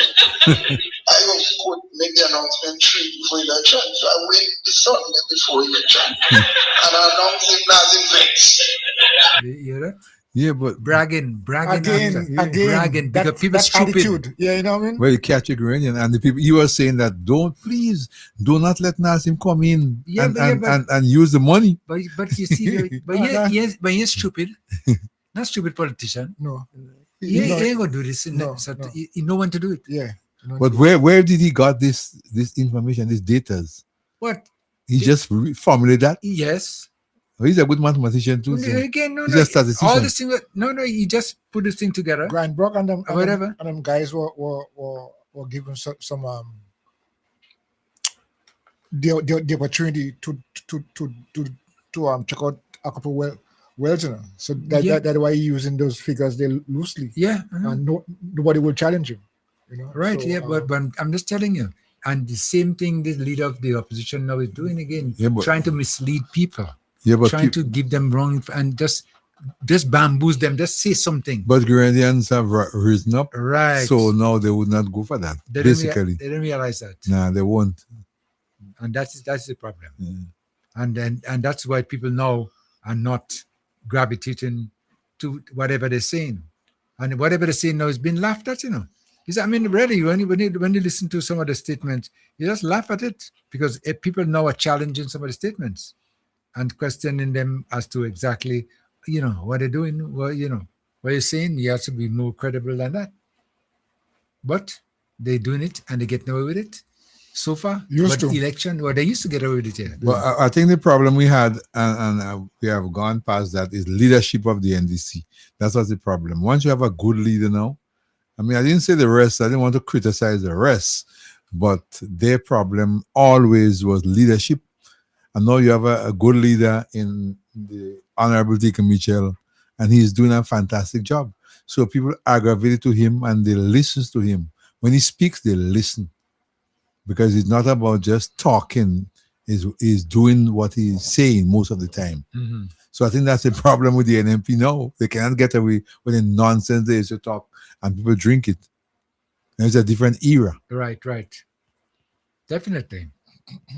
So as you realize now, the politics has changed. People are now more informed, and because of technology too, that has a lot to do with it. iPhone and WhatsApp and Instagram. Yeah. The media is important right now. But that's it. And it's been a very, very important part. And now we're looking at elections within the next, maybe, my prediction next year, like you heard a caller said earlier on. 6 months? Call it in March next I year. think election is this year. No, not this year. Not this year. Not this year. The budget certainly will come first. No, budget. And Yeah. yes, I'm saying they will not No.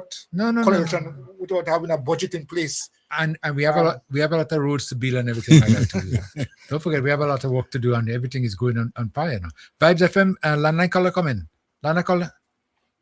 Yeah, afternoon. Yeah, good afternoon. Hey, Kim. Yeah, go ahead. Yeah. Right. Dr. Pett inside there, right? Yes, he is. Yes, Dr. Pett. Right. Dr. Pett and Kim. Dr. Pett, having animal or dog in supermarket, like if somebody have a supermarket and they have a dog in the supermarket, is that a healthy practice? No, it's not. It's not. It shouldn't be permitted.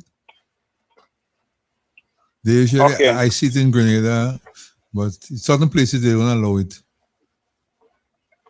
They don't allow it? Certain places they do. You said dog in a supermarket? What it mean? The customer come in with the dog? Yes. No, there is in the south of the island, there is a supermarket in the south of the island. And every time when you go inside there is a dog inside the supermarket. And the dog is underneath everything, underneath the counter. The last time I went there and where they're selling bread and things, and the dog right underneath there, I told one of the worker about it. You know what she did? She raised the dog and bring outside. She was sitting on the counter, right? And she came back and she used the same cloth, and she continued to clean on the counter, which is very unhealthy. And every time you go into that supermarket, the dog is there, and to me, the dog not looking good at all. And that is where people shopping all the time. But Carla, you said it. Dog is like basically living. When I say living, in the supermarket, yes, in the supermarket where goods have been sold. Yes, goods have been sold, and people, you're going every day and buy goods. You go and buy things this week because supermarket, you know what the inside is. So it's not somebody that comes in with the dog. No, I don't think so. The dog lives there. It look like, to me, it seems like that's the owner of the Well, you see, dogs carry fleas, they carry tapeworms, and the children could step on it, and they could get the tapeworm. It goes into the ocular part of the eyes, and they could get blind and everything. So they definitely not supposed to have dog in the supermarket. Dogs are mean, they have tick, they have fleas. When all that goes into the supermarket. This is what I'm saying, because the thing is that you cannot continue having dog in a supermarket. Where people go and buy thing every day. That is not healthy. Kim, do you allow animals in a supermarket? No, not you're crazy. But yeah, you cannot as an animal lover, or if you own an animal and you're going to enter the supermarket, the dog stays outside. And if the dog can't stay outside, you stay outside with the dog. That's it. That's not allowed. So I mean, what you're saying there is, it's surprising to me that something like that is happening, and people are not making no noise about it. No, well, you talk to them about it, and it's like nothing. And you go in there every time, and the dog just there. I don't know if there. Something could have to be done about it. Because I go there all the time and shop. But something like this, I think, should be brought to the. And then when you talk about it, people think that you don't like them or anything else. But I'm talking about because I could get sick from that. But you could bring it to the Ministry of Health. Yeah, that's how I was going to suggest that, maybe speak to the Ministry of Health. But now that you're talking about it there, I think it's something should be done immediately. I mean, not And the sad thing about it is that the worker, right? The worker raise the dog, bring outside the cloth that they didn't put on the cloth that they was dusting the counter with, and they go back and they're doing the same thing, dusting on the counter. But I have seen. It's like that is very unhealthy. It is. I have seen there's a certain restaurant in St. George, and I go there in St. George. I think it's in Granans, and there's cats. The cats under the table everywhere. That's the people. They own the cats. Cats come in my foot. I mean, I like them, but it is not healthy. The cats are there. They come and they play with you, and it's like something normal. It's like normal. But especially where food is being sold, though. Yes, you're eating there and the cat come by your foot. Them cat real nice and thing, but I mean that's not healthy. But if I were to see something like that, I ain't going to the supermarket. I'll tell you the truth. I'm talking about the restaurant. Restaurant, I ain't going in. You can't have no cat. I ain't going there. I ain't going there. About 3 or 4 cats. That's the south of the island. The south of the island. I'm just saying, and the cat comes around. I mean, they feed the cat. Mm. I know if it's wild cat or probably their cat, and they feed it. The cats look very nice. Cat, so yeah. the tourists will play with them and so on. I don't play with them really. The tourists will come and they play with them. It's like nothing. But a dog again is much different too, especially in a supermarket, as you're just speaking about the color. I mean, cat is a bit different. I think that is very it's a very unhealthy practice. Yeah. Because they knowing that they carry a lot of diseases. Yeah. Uh-huh. Yeah. Okay, Colin. Well, I'm glad you brought it. Maybe by you doing this, they might have But I know your program reach far and wide, Yeah, and, right. Yeah.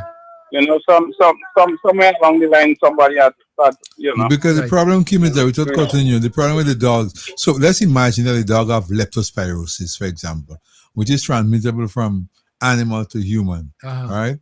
And people like to play with dogs. There is Caucasian people, most likely, they're accustomed with a lot of dogs in the country. They like dogs, students and so on. And you open the door, when you play with the dog, get a piece of food to eat in your hand, and the dog, some people just eat, sometimes the dog bite the thing and then you come back and you don't wash your hand properly. And and you eat something else, you go get lepto. Yeah, well, boy. You get leptospirosis. But Dr. Pet, listen, your pet is not somebody else's pet. Right. Yeah, but that's what I'm saying. But that's what I'm saying. You could have your pet and do whatever it is, but when coming to the public, it's something different. Yeah, but I'm saying they could be playing with it and giving it thing to eat chocolate, little things, and then you don't wash your hand properly, secretion goes in the chocolate, and then you could get leptospirosis, simple like that. Or rabies. From dog to humans, yeah. Yeah, or rabies, that's endemic. Okay. These two diseases is very dangerous. Oh, boy. All right, caller. Well, caller, thank you so much for bringing it to our attention, okay? I hope something will be done. Maybe they're listening, and they're going to take the necessary steps to get that dog out of there so people wouldn't be scared of, not even scared, but danger, any type of danger. You never know, okay? Yeah. Okay, caller. Raise awareness. Okay, thank you so much. Yeah, okay. Okay, bye-bye. Next, what's up, caller? Next caller? Caller, you on? Caller, come in. Sorry for calling you back again. I'm just calling back from England. Yeah. I'm listening about the pets here. In England, where I'm living here now, yeah? Yeah. The pets, the cats, the dogs, they have more rights than us. You on the bus, they come on the bus with you, they get sit. What? They have the little drip ins when times when the season come, they have the little drip ins, whatever it is. They come, they sit on the bus. Nobody says nothing. They have more rights. So in supermarkets too? In the supermarket too? They're everywhere. The dog, even people when they die, they leave more money for the animal, the pets, than the family. In England here. So when people talking, I'm a Grenadian, yeah. When I have people talking, something make me laugh. Someone say sometimes we need to travel to say things. and it's in your eyes. Nobody will tell you nothing. The dogs go shopping, the pet the thing, and you have to be careful. You can't touch a people's dog. No, what you're saying is true because I used to be in England. I spent some time in London, and I used to work in the clinic. I used to work in Abbeywood, and we traveled on the bus. Okay. Yeah, it's Abbeywood. Thamesmead. We lived basically in Thamesmead, and they used to travel. And the dogs, they have the lead. Some of them don't even have the muzzle, and they're on the bus, the 2-decker bus. They're on the bus And the normally. bus, they can't tell them the And dog cannot come the in. normal. The dog have to come in. So whether the dog have skin disease, whether it doesn't matter, they're on the bus. And they leave a lot of, I know a lady in Canada, leave a lot of money to take care of the dog when they die. Dr. Some Pet, old people. Dr. Pet, I had a friend, he's dying up, bless him. He had a dog. When he's going to work, he had to put on the TV for the dog. What is the dog show? That's how deep it is in England. So when people talking, sometimes I say something we don't know unless we travel, we say things. And that's what I say, Grenada sweet. But we see animals in America and England, they have insurance. The dogs have insurance. Well, the dog have more insurance than us. Yeah, they have insurance. When you go to a vet with a pet in England here, it costs more than you as an individual. Well, and this is no joke. Ask anybody else. No, I've worked in the clinic for at least a year, almost 2 years, and I know how expensive it dog is for an insurance animal. is what's more than you who taking care of the dog. And that is the reason why, because you see in London, in the States, I remember when once I was in the clinic and a guy from Ethiopia, he came in with a dog and they were going to do a biopsy of the liver. So I was inside looking at some x-rays and I was this person crying outside, crying like a child. So I said, what's going on? So I just step outside and once say, Dr. Andrews, can you assist me? Can you just tell me, just give me consent? And the man is just crying like a baby. The dog ain't even going into the office as yet, you know. He said he's going to do a liver biopsy. I don't want to keep up much time because a lot of people recorded, but okay. This is really so people talking. I'm saying Grenada is so sweet and so nice that we don't even know what we have. Uh-huh. I only learned that when I came to England and lived permanent. I travel a lot of places, but when I lived permanent in England, I realized that we had no value here. You know what I'm saying? Yeah, okay. I get you. Okay. And then people thinking, people complaining in Grenada about things, even now that about cost of living, that just make me laugh. It makes me laugh because before, when I came to England, I used to pay like 15p, yeah, for a bus ride. You know what it costs me now? Nearly £2. Oh, wow. Who could I complain to? Oh, gosh. Who could I complain to? And every year, it goes up. And what they do is like the last day of the year, they give you a free ride for 1 hour. And after that, the next year, ask anybody who will tell you the truth. After that, the new year, bus price gone up again.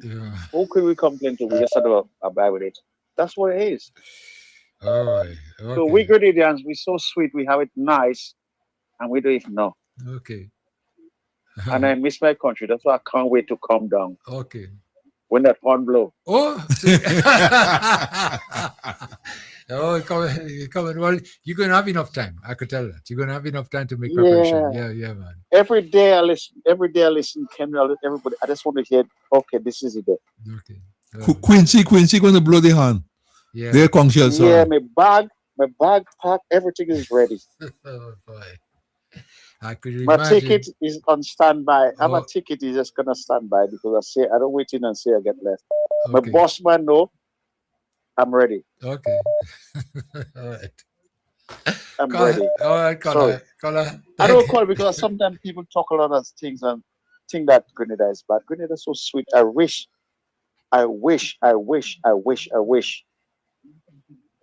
And I want my bones to bury in Grenada.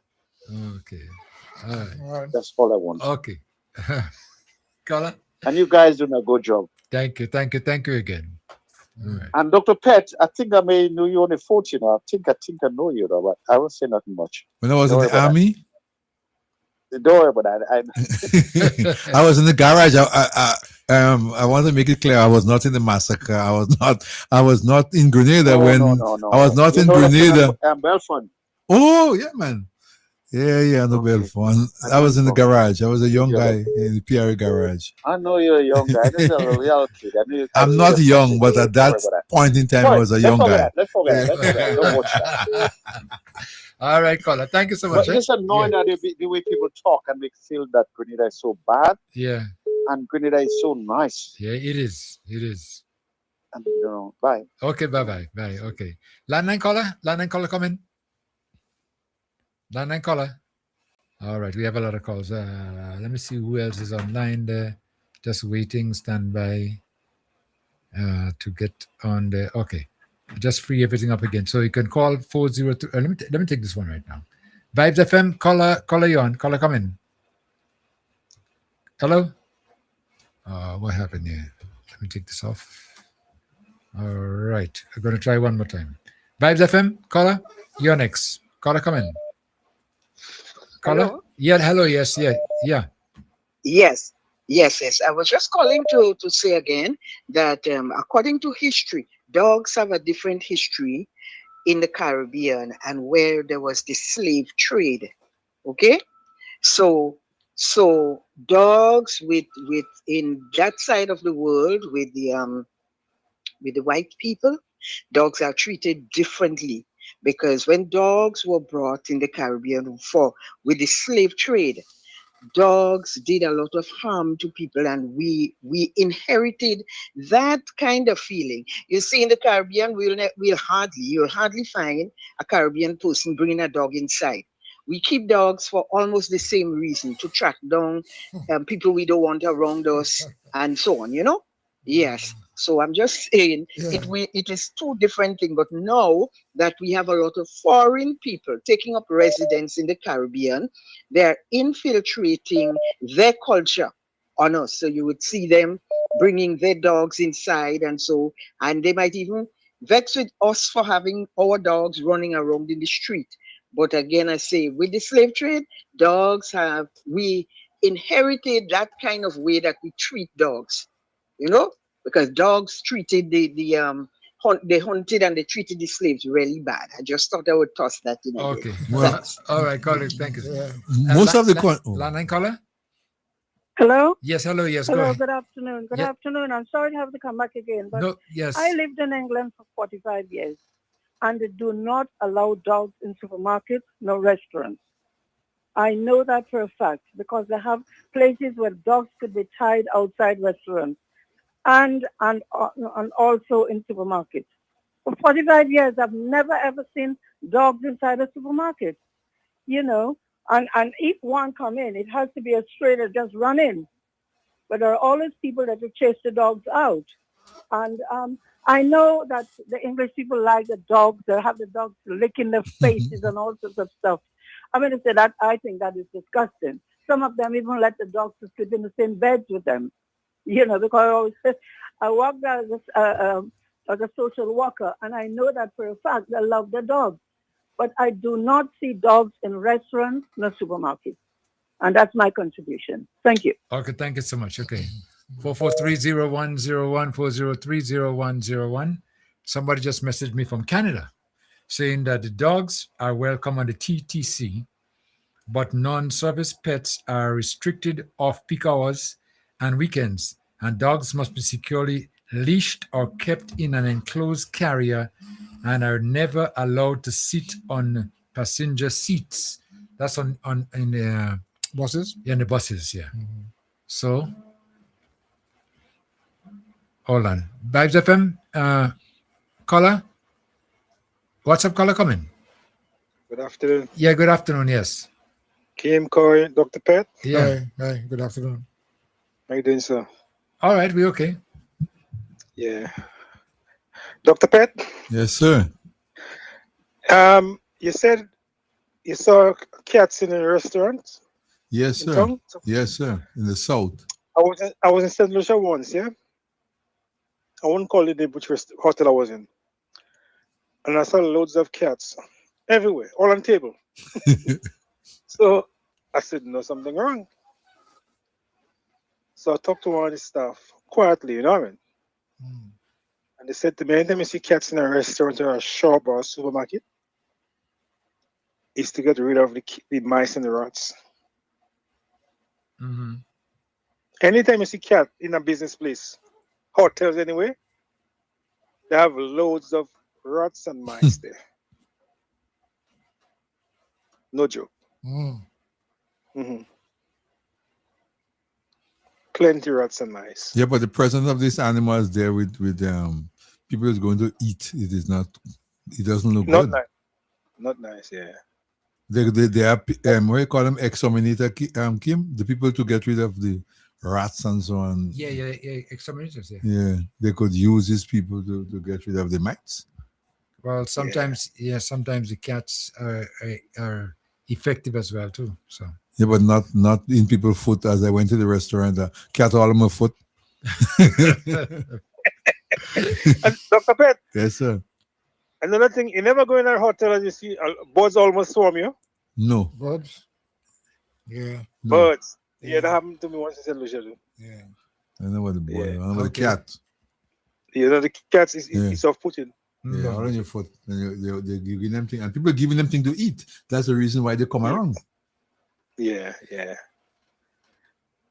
And some of the restaurants, if you walk at the back of the restaurants, you're eating food there. Mm-hmm. Well, honestly.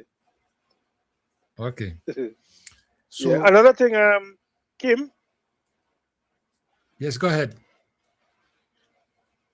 Miss Concern, you know when she laughed when you play the clip there, yeah? Yeah. There's another man, same thing like her, you know, like featuring her. Whenever you laugh, wasn't you laugh? What happened? You tell a lie. Okay, I have to look for that. Yeah. The guy who trained her. Yeah? I ain't calling them, you know. Yeah, I think so. It's the same thing. Whenever you ask him a question and you want to dodge it, he laughs. Okay. All right. Yeah. Well, he's no longer a factor right now. He disappeared. He disappeared. He melted away. Yep, that's how it is. Okay, caller. Thank you so much. Okay. Landline caller? Hello? Yes, go ahead. Yes. Hello, you're You're on. You're on now. Yes, you're on. Okay. Listen about the dogs. I had a little poodle here, and it was so attached to my deceased husband that he used to sleep on the bed with him. And the dog had a toothbrush, a toothpaste, the thing to bathe it, and he had pampers to put on in the night, and it just used to be a joke with us.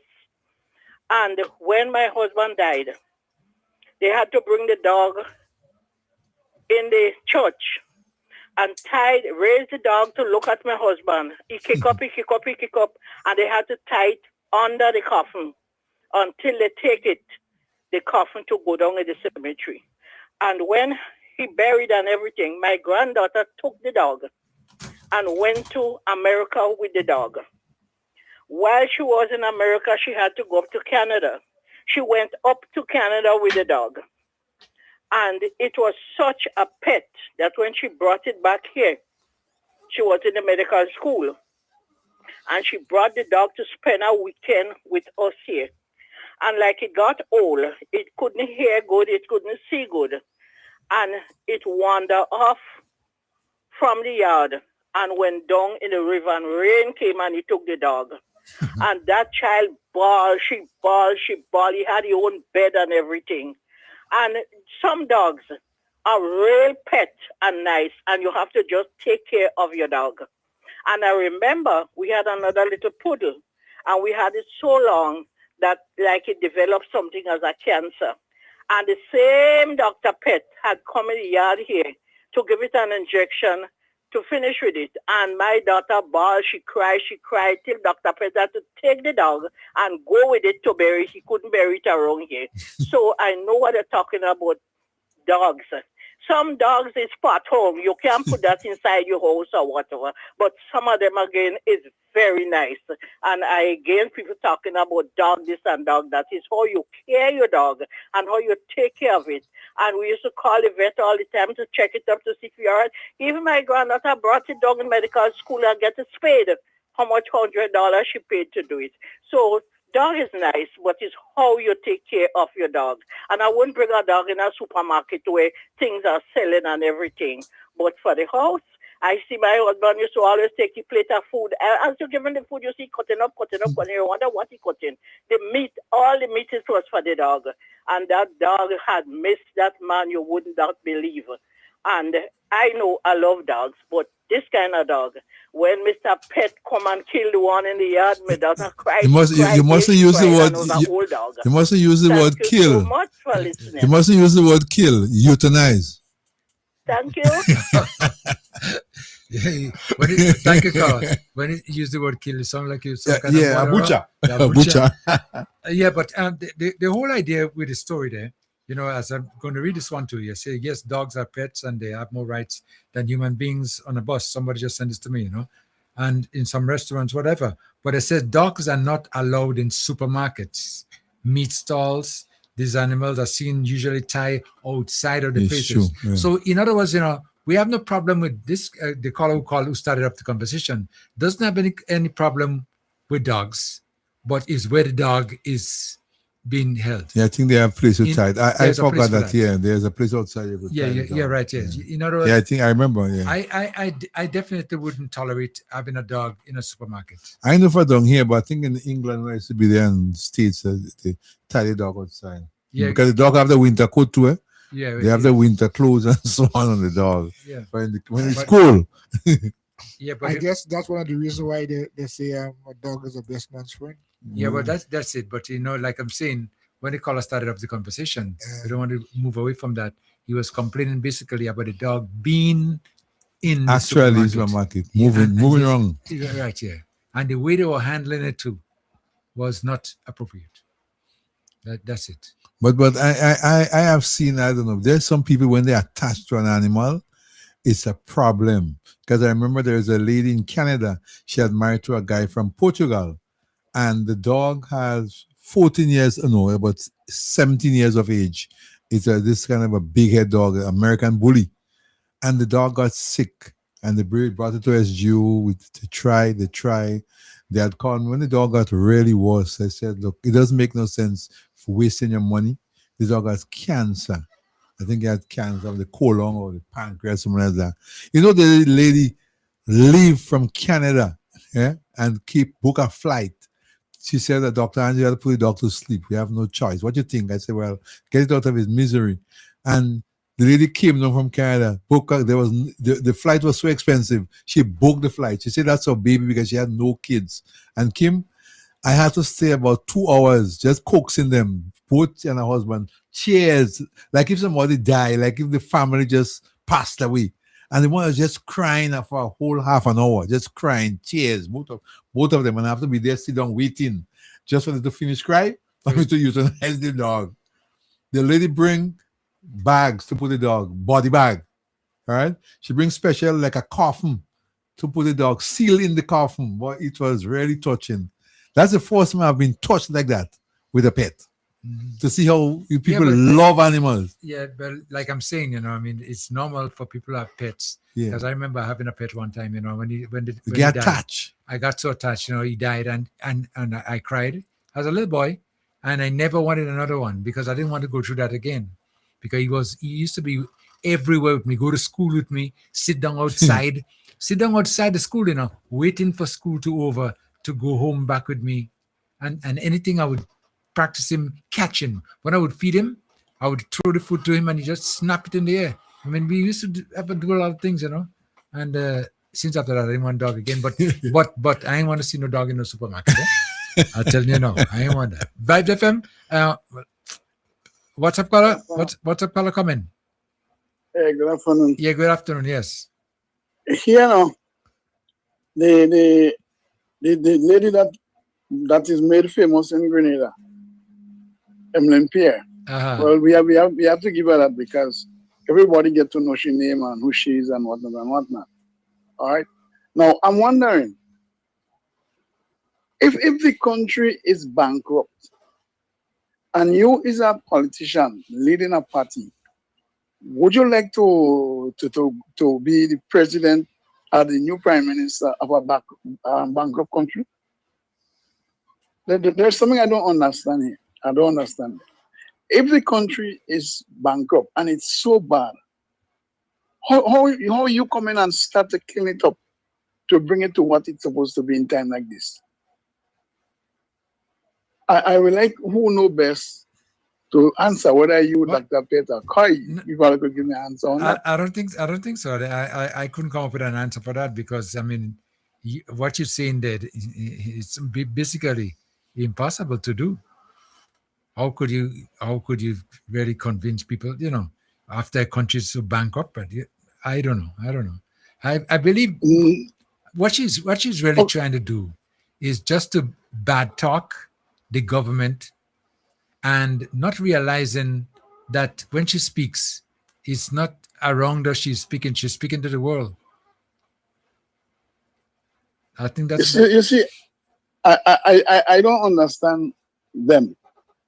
Your party been there for 23 and a half years.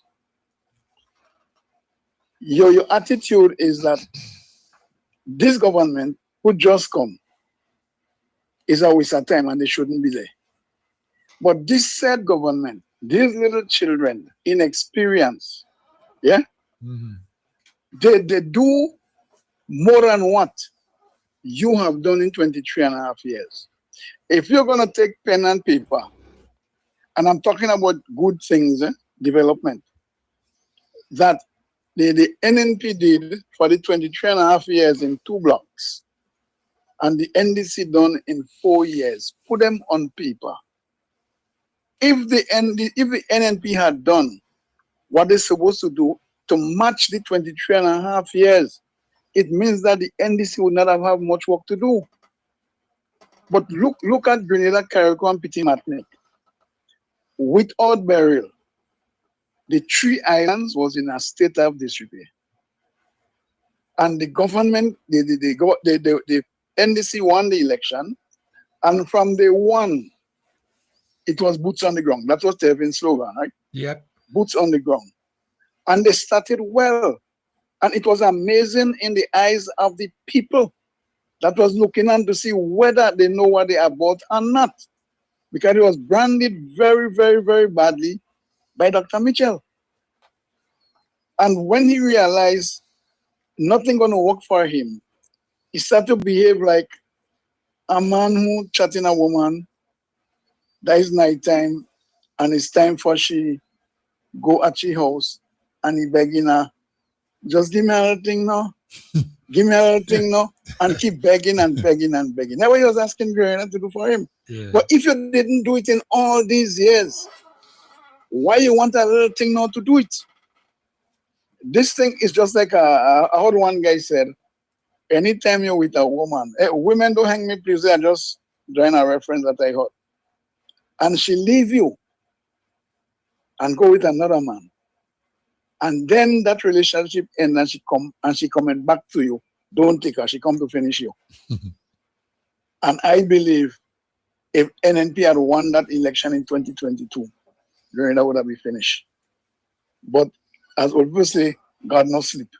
Yep. I want to touch on this guy from around the Limes area, Basketman. Basketman, I can't say he's an atheist because an atheist is not just one who say he not God. Okay, it's more than that. Good, but that is his habit. Now he's a Rasta man. Well, I never hear he say Jayet, right? But I know Rasta man saying that their God name is Jah. And in the book, only in the book of Psalms, in one place, you see the word, the name Jah. Now, who is Jah? the average Rastaman, I listen to Call Channel, them guys. And Jah Rastafari is their God. Now they have the whole thing mixed up. Selassie is their God, and they call him Jah. Ever living, ever faithful.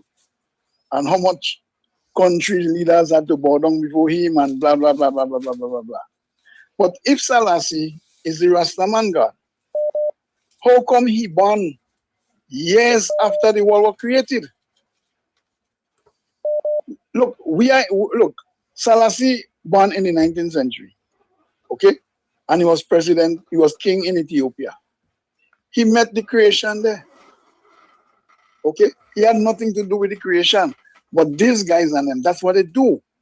They praise a man who is dead and gone and cannot do anything for them.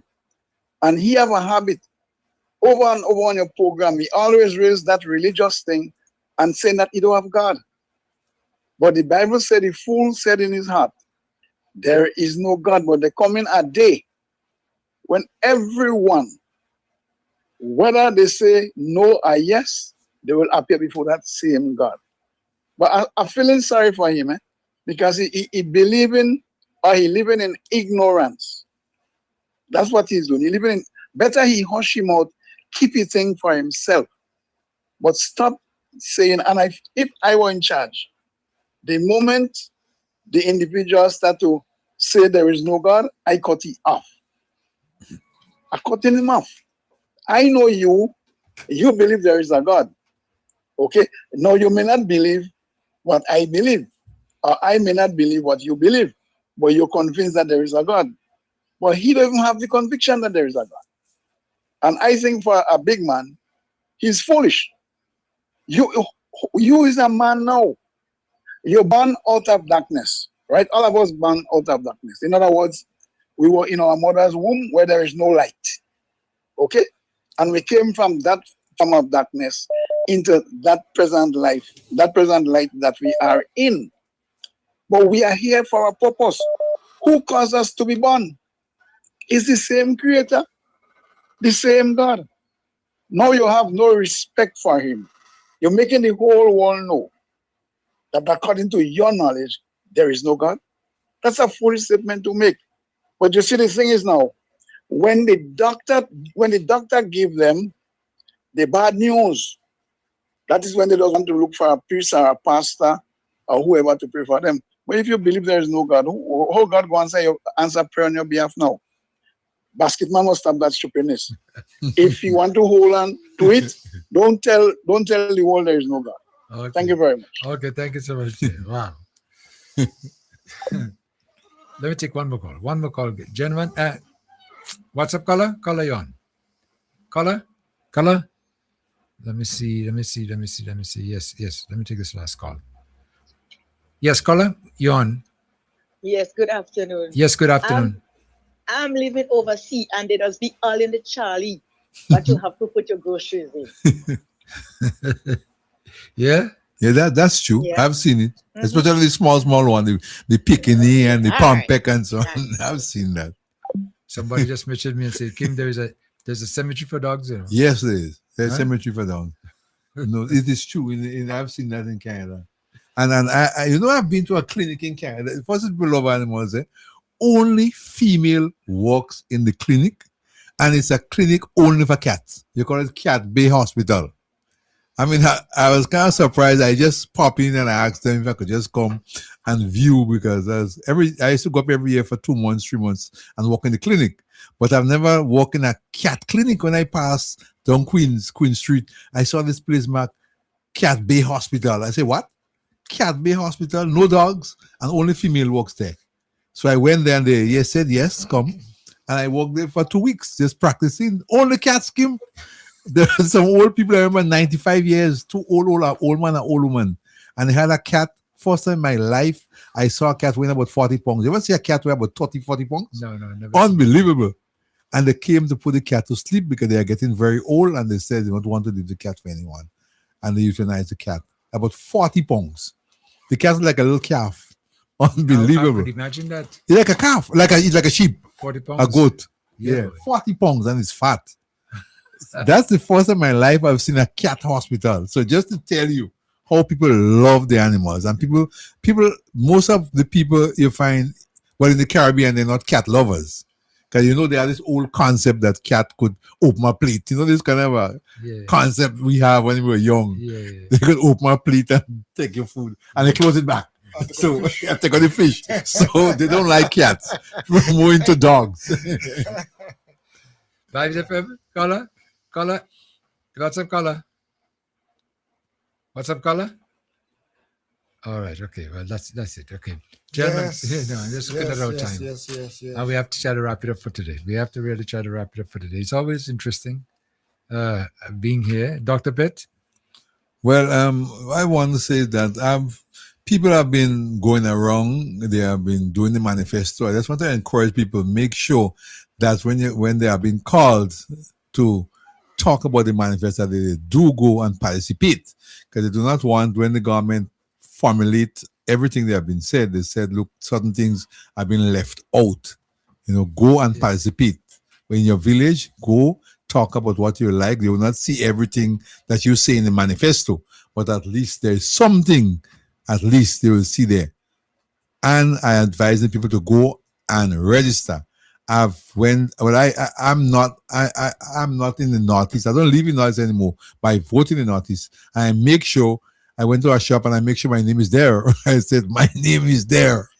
So go and check the list and make sure the name is spelled correctly, because I don't want on election time they have to go and get lawyer, or they're missing by one vote, and because that is your vote and you made that error. Once I voted I voted a pen. So that was a spoiled vote. So you do not want this thing happen. Make sure that it has been registered properly, your name has been spelled properly, and the direction has been addressed properly. Okay, well, we got time to go still anyway. We have a lot of warning to give them. Okay, and Koi? Yes, well, I think that it's been a very good program. I believe that the engagement that I spoke about at the beginning really did take place, and people express themselves. And one of the things I find that I must commend those of you who call on a regular basis, that we are getting to the place where we are respecting another person's view. Yes, even if we do not agree with everything the person would have said, but we are respecting their opinion and the ideas. And I would like that to continue, so that we can grow together, engage each other, and really build a strong and better Gwyneth Clyde Company Martinique. The views expressed on this program are those of the host and guests, and not the views of this radio station.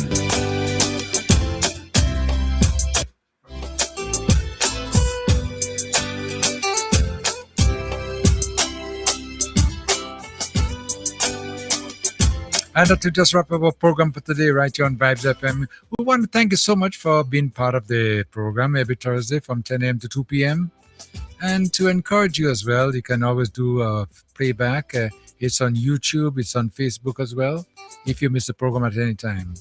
Your humble servant, yours truly, Kim the King, once again. Have yourself an enjoyable the rest of the day.